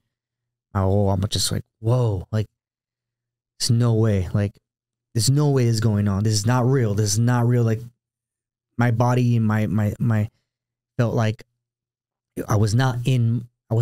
It was not me. I was living a dream. It's not what's going on right now. This is not real. And I remember just throwing up, and his mom, Calvin's mom, being there, just crying. And right after that, they told her that it was her son, and she identified the body, and they gave her his wallet and all that good stuff in there, and we couldn't believe it, and it was life changing. It was a point in my life where it wasn't in the business plan. It wasn't an operation order. It wasn't part of what we talked about doing. Riding his bike was just a pastime. Right. It's just a pastime.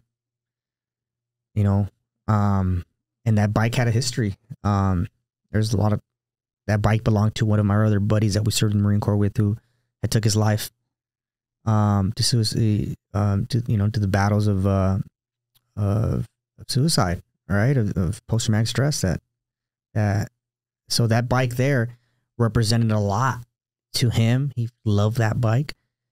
He bought it off the family, and he's like, I want to take care of this bike and make sure it's in good hands. And he took that bike and he put a lot of love into it. He had just installed his new handlebars, and he was happy. He was riding it that day, and he was just going home. Nothing out of the ordinary. He wasn't drinking. He wasn't doing anything illegal. He was just riding his bike. And an older lady was exiting a parking lot, made an illegal left turn, and he didn't see her. And he T-boned her and went right underneath the car. And I hope they say he died instantly. And that was probably the biggest pivotal change that could have affected our business at the time. I didn't know if I wanted to continue. We were always a home for veterans. When veterans took their life, when veterans were killed, when law enforcement that were vets were killed in line of duty, we were that place. Bachelor's Canteen was that place where all the vets would congregate. And I remember that night, I told my team back at the restaurant, I said, hey, close the restaurant. We're not opening up right now. So the next day, I'm getting calls left and right from all the guys. I'm like, hey, dude, I can't believe it. Is this real? Is this real? I'm like, yeah, it's real. Like, are you going to open up Bastards? Are you going to open up the restaurant? We need a place to all hang out again. We want to talk about this. And I didn't want to be around anyone. I just wanted to be around his family and making sure that they were squared away and they were all taken care of. So I was like, okay, well, I don't want to open up shop. Like, I'm done. So for a good week, we closed our doors at Bastards Canteen in Downey, and we didn't know what we were going to do. Manny and myself were trying to regroup ourselves. We were trying to, yeah, in combat, you just keep going. We're not in combat no more. You don't expect this. Right. You don't expect your brother that you're living, that you're living your dream with, that you're, coming into work with every day, to be taken away from you, especially when you're not in a combat job anymore. You're not in law enforcement. You're in a restaurant. Right. You're owning a restaurant. You're operating a restaurant. Like that's not part of the plan. It's not part of the business plan. So we didn't know what we wanted to do. We had just signed our lease in Temecula. We were at our peak. We were doing amazing things with the restaurant in Downey. And that blindsided us. It took us out of the fight for a while. And it took us a while to regroup. Even once we opened doors, it took us a good couple years to really understand what had happened. And to this day, we honor Calvin. We have a mural of Calvin in our restaurant. We have a mural outside of 2nd and Downey Avenue on the street of Calvin, with the battle cross and the American flag, and what we feel is a proper representation of Calvin and what he stood for. He loved our country. He loved the Marine Corps. He loved his brothers that weren't here anymore. So we're able to live,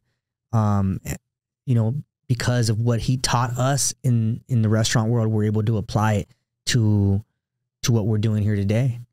At Bastards Downey and in Bastards Temecula, he taught us a lot, and we wanted to make sure that no one forgot about him. So he's embedded in everything that we do at Bastards Canteen. Everything we do. We have his face plastered around the restaurant. He's on the menu. He's on the beer can. He's on our merchandise. He's everywhere. So we love our brother, and rest in peace, Calvin Spencer, and we miss you every single day, and there's not one day we don't think about you. You mentioned the beer can. That's the Blonde Ale? Correct. That's your first canned beer? That's our first canned beer. Yeah, that's our Blonde Ale. It's made by a local craft brewery. It's called Craft Brewing Company. We took a lot of love in designing the beer can. And the beer can represents Calvin, but it also represents our our love for the veteran community. A portion of every can sold goes back to a veteran nonprofit organization, Save the Brave. And that's how we're able to carry not only his mission, but our mission into what we do, into our passion of selling food and beverage. And that's where I wanted to take this next. So you had your own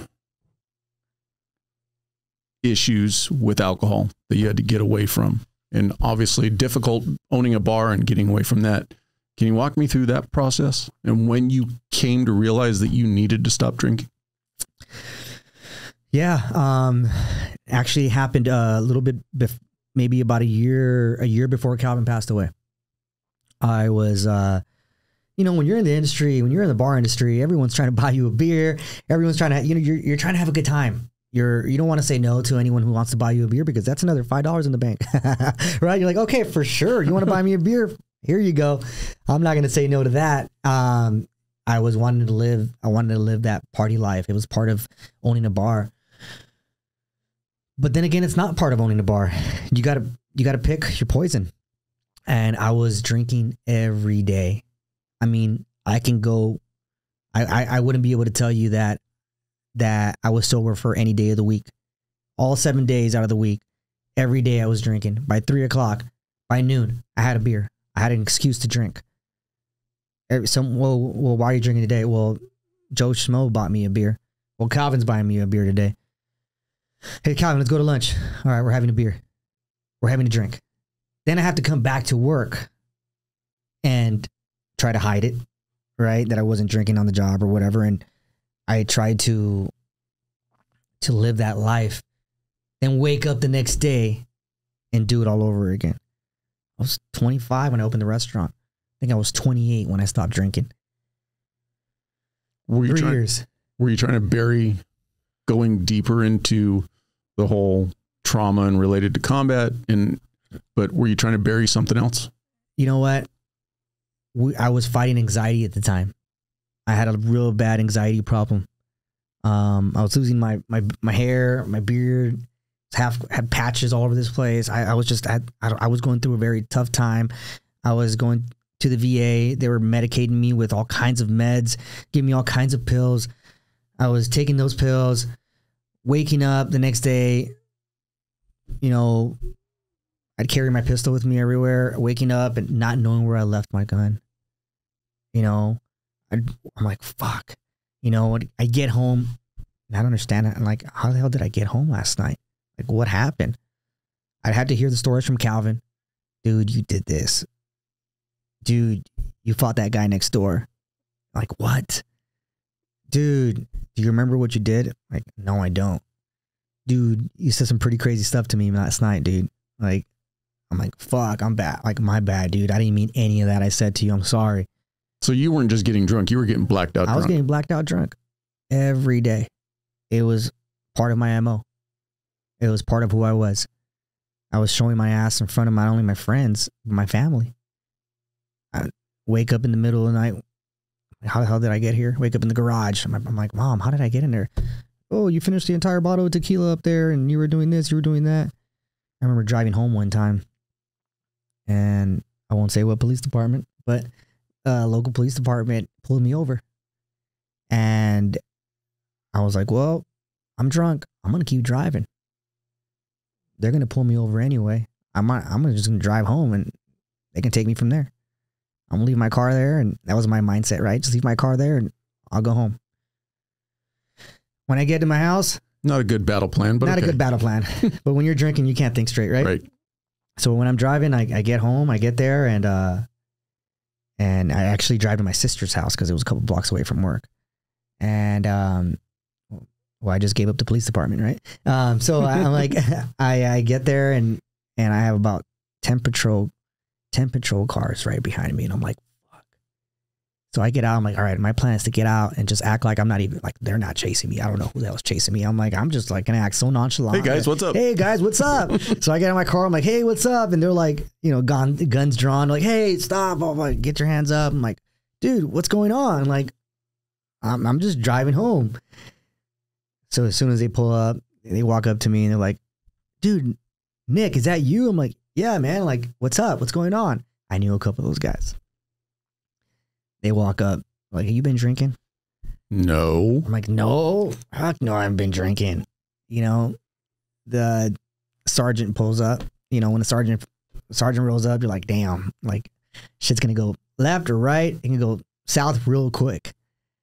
He comes up to me and he's like, hey, man, what are you doing? He's like, you can really mess up your career right now. I can take this away from you, to give you a DUI, you know, a felony from running away from the cops, all kinds of stuff you could do at that time, right? I don't know if it's a felony anymore. a lot has changed in California since then. But you can lose your liquor license. You can lose it all. I'm like, fuck. He's like, you're lucky. He goes, my father was a Vietnam veteran and he struggled with alcohol. I'm going to take your keys away and you're going to go home. I remember looking over and my sister was there looking at me. My brother-in-law was there and they were just crying. And my niece was there. My sister was holding my niece and I'm like, damn, I'm her godfather. Like, what kind of role model am I? Like, I felt like a shitbag, right? I'm like, okay. So got my freebie. I got my freebie and they let me go. And again, woke up the next day and thinking like I gotta stop this. I gotta stop this. I gotta stop this. April 13th, I want to say it was 2017, around there, 2017. I quit. Cold turkey. That was it. I'm like, I remember being at the Dodger game. I was at a Dodger game that day. And I'm like, all right. I was looking at myself. I was drinking a tall can. And I was looking at myself like, dude, this is not me. I was a big guy. I was just not me. I was looking in the mirror. I was like, this is not Nick. I've never been this guy. I've always been a PT stud. I've always liked to work out. I've always had this mindset where I'm 100% in control. And to be honest, this is not the person I want to be. So I remember just putting my beer down and just telling myself, all right, that's it. 8, going on 9 years later, completely sober. Have you been able to do it completely on your own? Completely on my own. That's it. Nothing, no help. Never went to rehab. Never went to AA. How much of a struggle to operate in a restaurant bar every day behind it? You know what? Maybe the first year was tough. And I wouldn't say it gets easier. You just build a stronger discipline. You start becoming addicted to your discipline. Right? My addicted personality, right? You start becoming addicted to other things in life, to striving for success. And I started saying, okay, well, you know, and one of my mentors, I haven't mentioned him, his name is Ernie Delgado, which is a co-founder of Save the Brave. He said something to me. He said, if it doesn't make you stronger, if it doesn't make you smarter, if it doesn't help you in life, then why do it? As cliche as that sounds, right? It sounds so basic. So basic, right? I'm like, really that? Like, I've heard that before so many times. If it doesn't make you stronger. I'm like, no. He's like, yeah, if it doesn't make you stronger, it doesn't make you smarter, it doesn't make you a better person, then why are you doing it? Drinking didn't make me smarter. It didn't make me stronger. It didn't make me a better person. It wasn't making me a better person. So I stopped. Had you been drinking to that level since you got out? It wasn't every day, maybe not as frequent, but when I did drink, yes, it was to the point of blacking out. It was to the point where I had no control, zero control. And it's something as Marines that you kind of like just get used to, right? When you get out, right? Being a young Marine, you kind of like, it's just part of what you do. You drink till you pass out. It's like, I think we all go through that, right? You wake up in the bushes and you're like next day, like, oh shit, how did I get here? All right. It's just a funny story to talk about. But guess what? When you get older, it's not funny anymore. It's that guy that's like, oh, when he gets drunk, he gets blacked out. Right. You don't want to hang out with that guy. I didn't want to be that guy. Right? You don't want to be that one that's not fun to hang out with. You start becoming the liability for the group. You will, and you are. So, yeah, I quit drinking. I quit 100%. And I realized that more good has happened since then in business. And I made smarter choices than when I was drinking. And if I didn't stop drinking, but when I did, who knows what would have happened to me after Calvin passed away? Who knows what I would have done to myself on a drunk night? Who knows? So I feel like, you know, you hear that all the time, but everything happens for a reason. You can't, I mean, again, that doesn't equate to losing people, but your choices that you make in life are done for a reason. And I'm so glad that I stopped drinking at the time I did, because if I would have tried to quit after Calvin had passed, that would have been really difficult for me. And the way I look at it now is all my best friends are gone. A lot of my best friends, not all of them, most of my best friends that I grew up with are gone. And those are the guys I used to enjoy a cold beer with. I don't want to drink anymore. I'll drink another day, another place, maybe in heaven when we're all together, hanging out side by side. I'm going to have a cold beer then, right? But right now, it's not for me. It's not going to help me. It's not going to make me stronger. It's not going to make me smarter. It's not going to make me a better person. And to throw out another cliche and go back to when you guys were first starting Bastards Canteen, you wanted to create an environment that honored those veterans. You continuing to drink and to drink to a point where it's destroying your life is not honoring Calvin's memory. Absolutely. So yeah, absolutely. It was a point in my life where I started being a real leader, the real man that I talked about being about. I wasn't just being about it. I wasn't talking about it. I was being about it. I was walking the walk. I was that guy. Now when I can go out, I can say, hey, you're too drunk to drive. Let me drive today. I was that DD, right? Cal would always joke around and say he was my sponsor. I'm like, oh yeah, I'm his sponsor. I'm his drunk sponsor. But you know what? I was able to now be that leader that I can take care of my Marines. I can take care of my men because I was sober enough to make the right choices, right? And I can be that leader in my family where now my nieces, my nephews, I have no kids, you know, my nieces, my nephews are my kids. They can look up to me and say, hey, my uncle is a sober man. I've never seen him drink. He lives good, clean life. And I want to be that role model to not only them, but to also all the veterans that we support and we help through our nonprofit at Save the Brave, right? I can't just talk about it. I got to be about it. If I see them struggling with alcohol, I got to talk to them about it. I can't just tell them, hey, stop drinking. But yet I'm here at the bar getting shit faced every night. What kind of leader does that? You got to lead from the front, lead by example. Right. Right. Say that all the time in the Marine Corps, right? Lead by example. Well, how can I lead by example if I'm out there doing the same BS that I don't want them to do? So it was the best choice of my life, and I'm glad I did it. Before we venture into Save the Brave, what's on the horizon for Bastards Canteen? So Bastards Canteen, we have our Downey location, our Temecula location that we opened in 2022.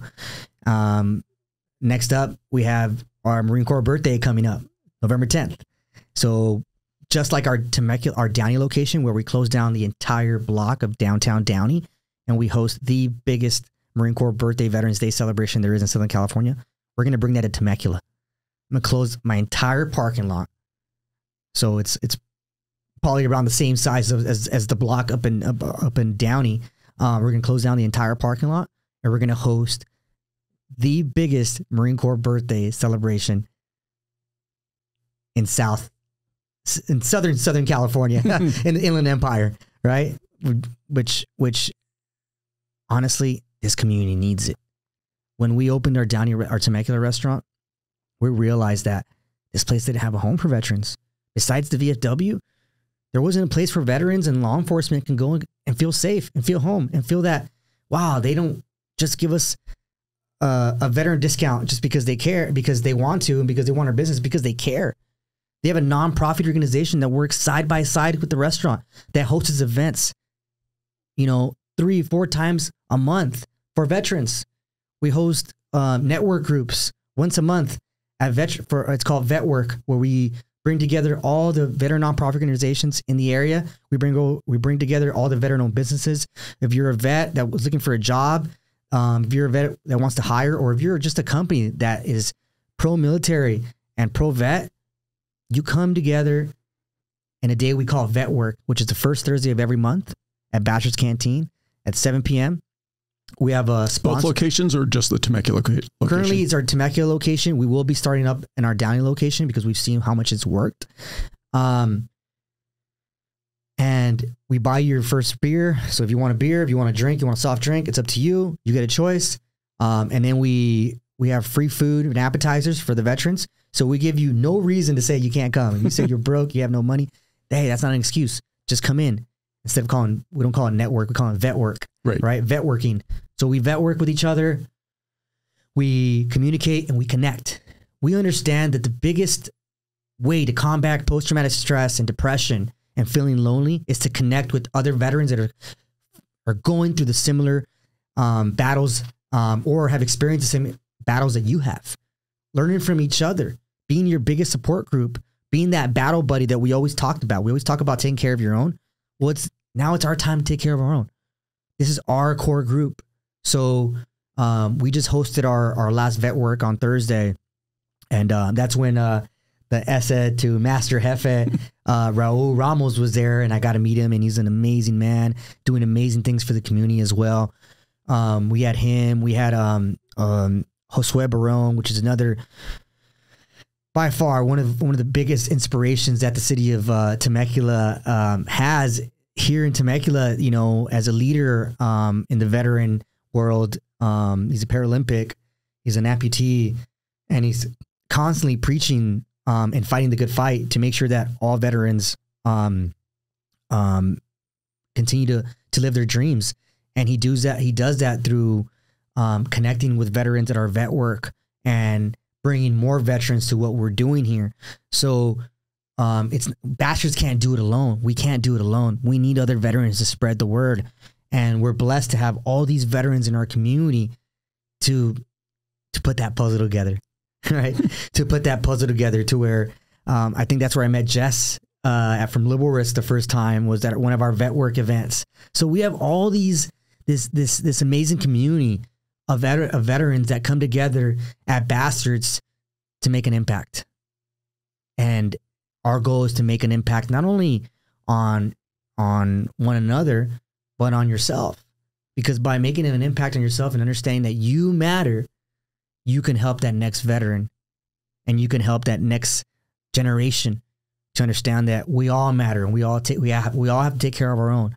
So Bastards and Save the Brave, we're here to bridge that gap between your transition between the military and the civilian world.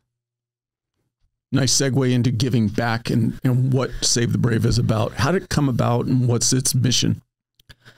Save the Brave is a veteran nonprofit organization. It's started by veterans. It's for veterans. We're 100% volunteer nonprofit organization. Everyone that sits on the board, we're all volunteer. We all do this because we care. And our mission is to connect veterans to other veterans to rebuild that strength of character. And we do that through our outreach programs, right?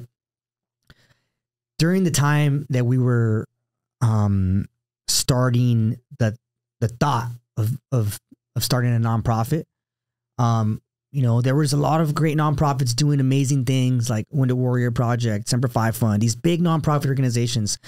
But at that time, they were catering to amputees, to veterans that were service connected.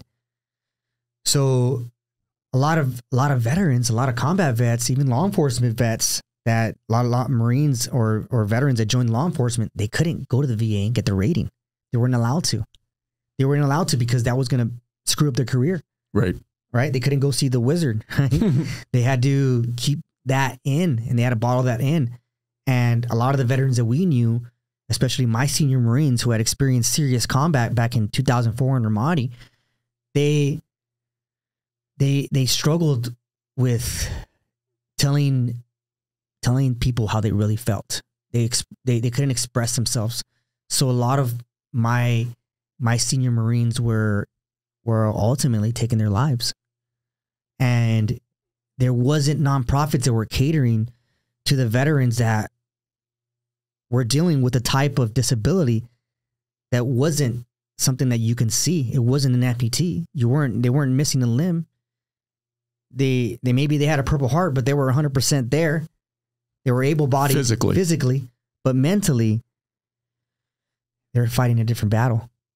They were fighting a different type of disability that we call post-traumatic stress. And that battle was taking a lot of lives, right? They're saying there's a statistic out there, a stat that says that there's 22 veterans a day that take their lives, right? I hate saying that because I want to be able to talk about, I want to switch that paradigm and say, hey, there's 22 veterans a day helping another veteran. There's 22 veterans a day starting a business. There's 22 veterans a day doing something positive. I believe that if we switch that, then our mindsets could switch and we can move in a positive direction. But the reality is the reality. And a lot of the veterans were stuck on this world where you get out the military and now, being a veteran, you have to be depressed. Being a veteran, you got to have PTSD, right? And how do you deal with PTSD? How do you deal with being a veteran? Well, you drink every night. You take drugs every night. You take the meds every night the VA gives you. Oh, I need help. I need sleeping meds. What do? You go to the VA. The VA is, treats you like a guinea pig. They're just giving you pills left and right. Here, take this, take that, take this. I was one of them. I was a guinea pig at one time. So at that time, we were losing friends and we're like, dude, there's no nonprofit that caters to just a regular veteran that's dealing with our problems, that's not missing any limbs, that is not service connected, because he wasn't awarded by the VA to be service connected.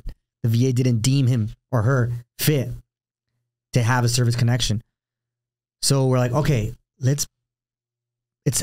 we've had enough of losing our best friends, but let's put together a nonprofit organization that's going to cater to all veterans.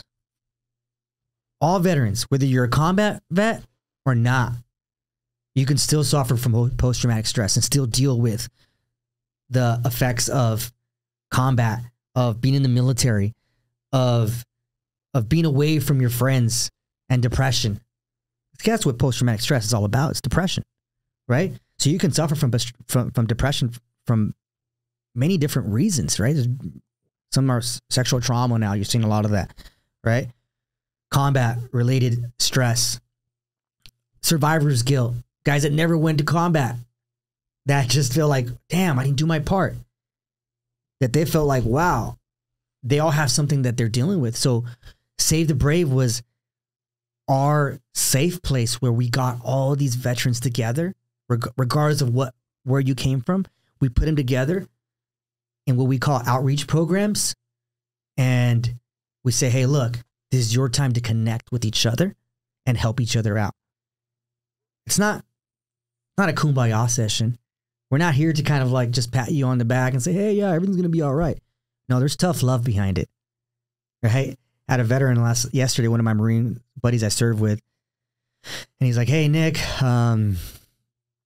he shared a text message. He's like, hey, dude, hey, remember that one time that we were in the car together and we were riding to this guy's retirement party and you told me to get my shit together, that it's time for me to get my shit together.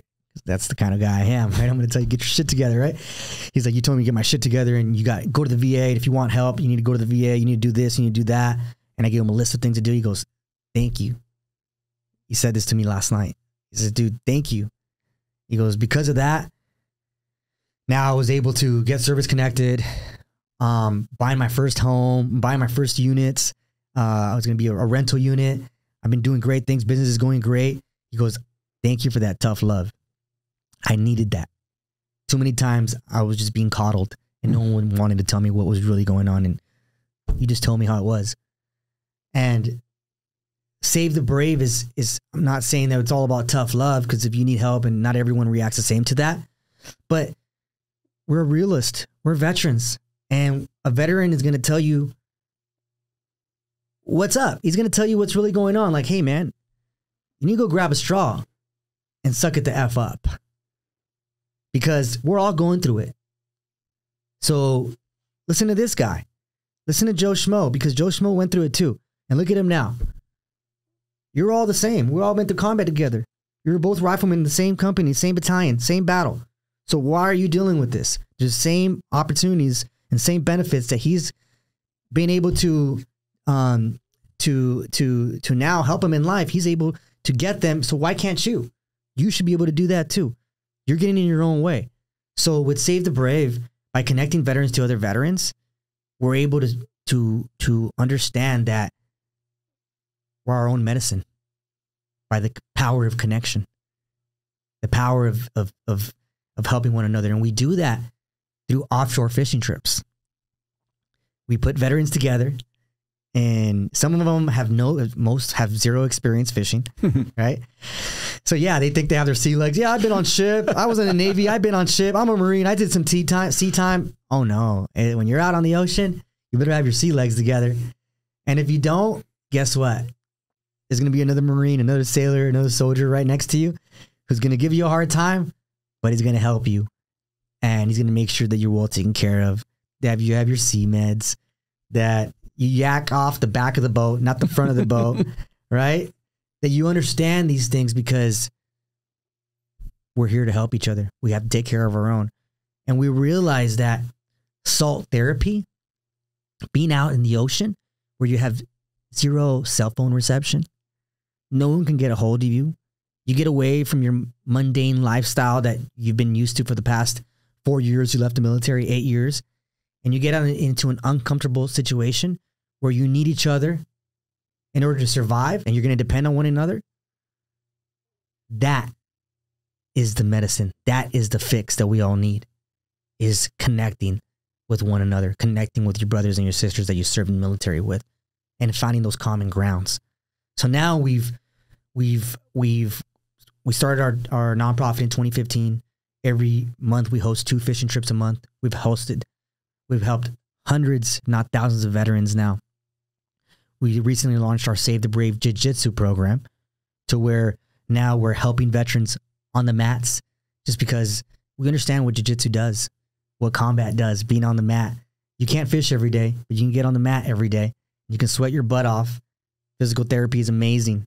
Physical training is amazing, what that does for your mind, body, and soul.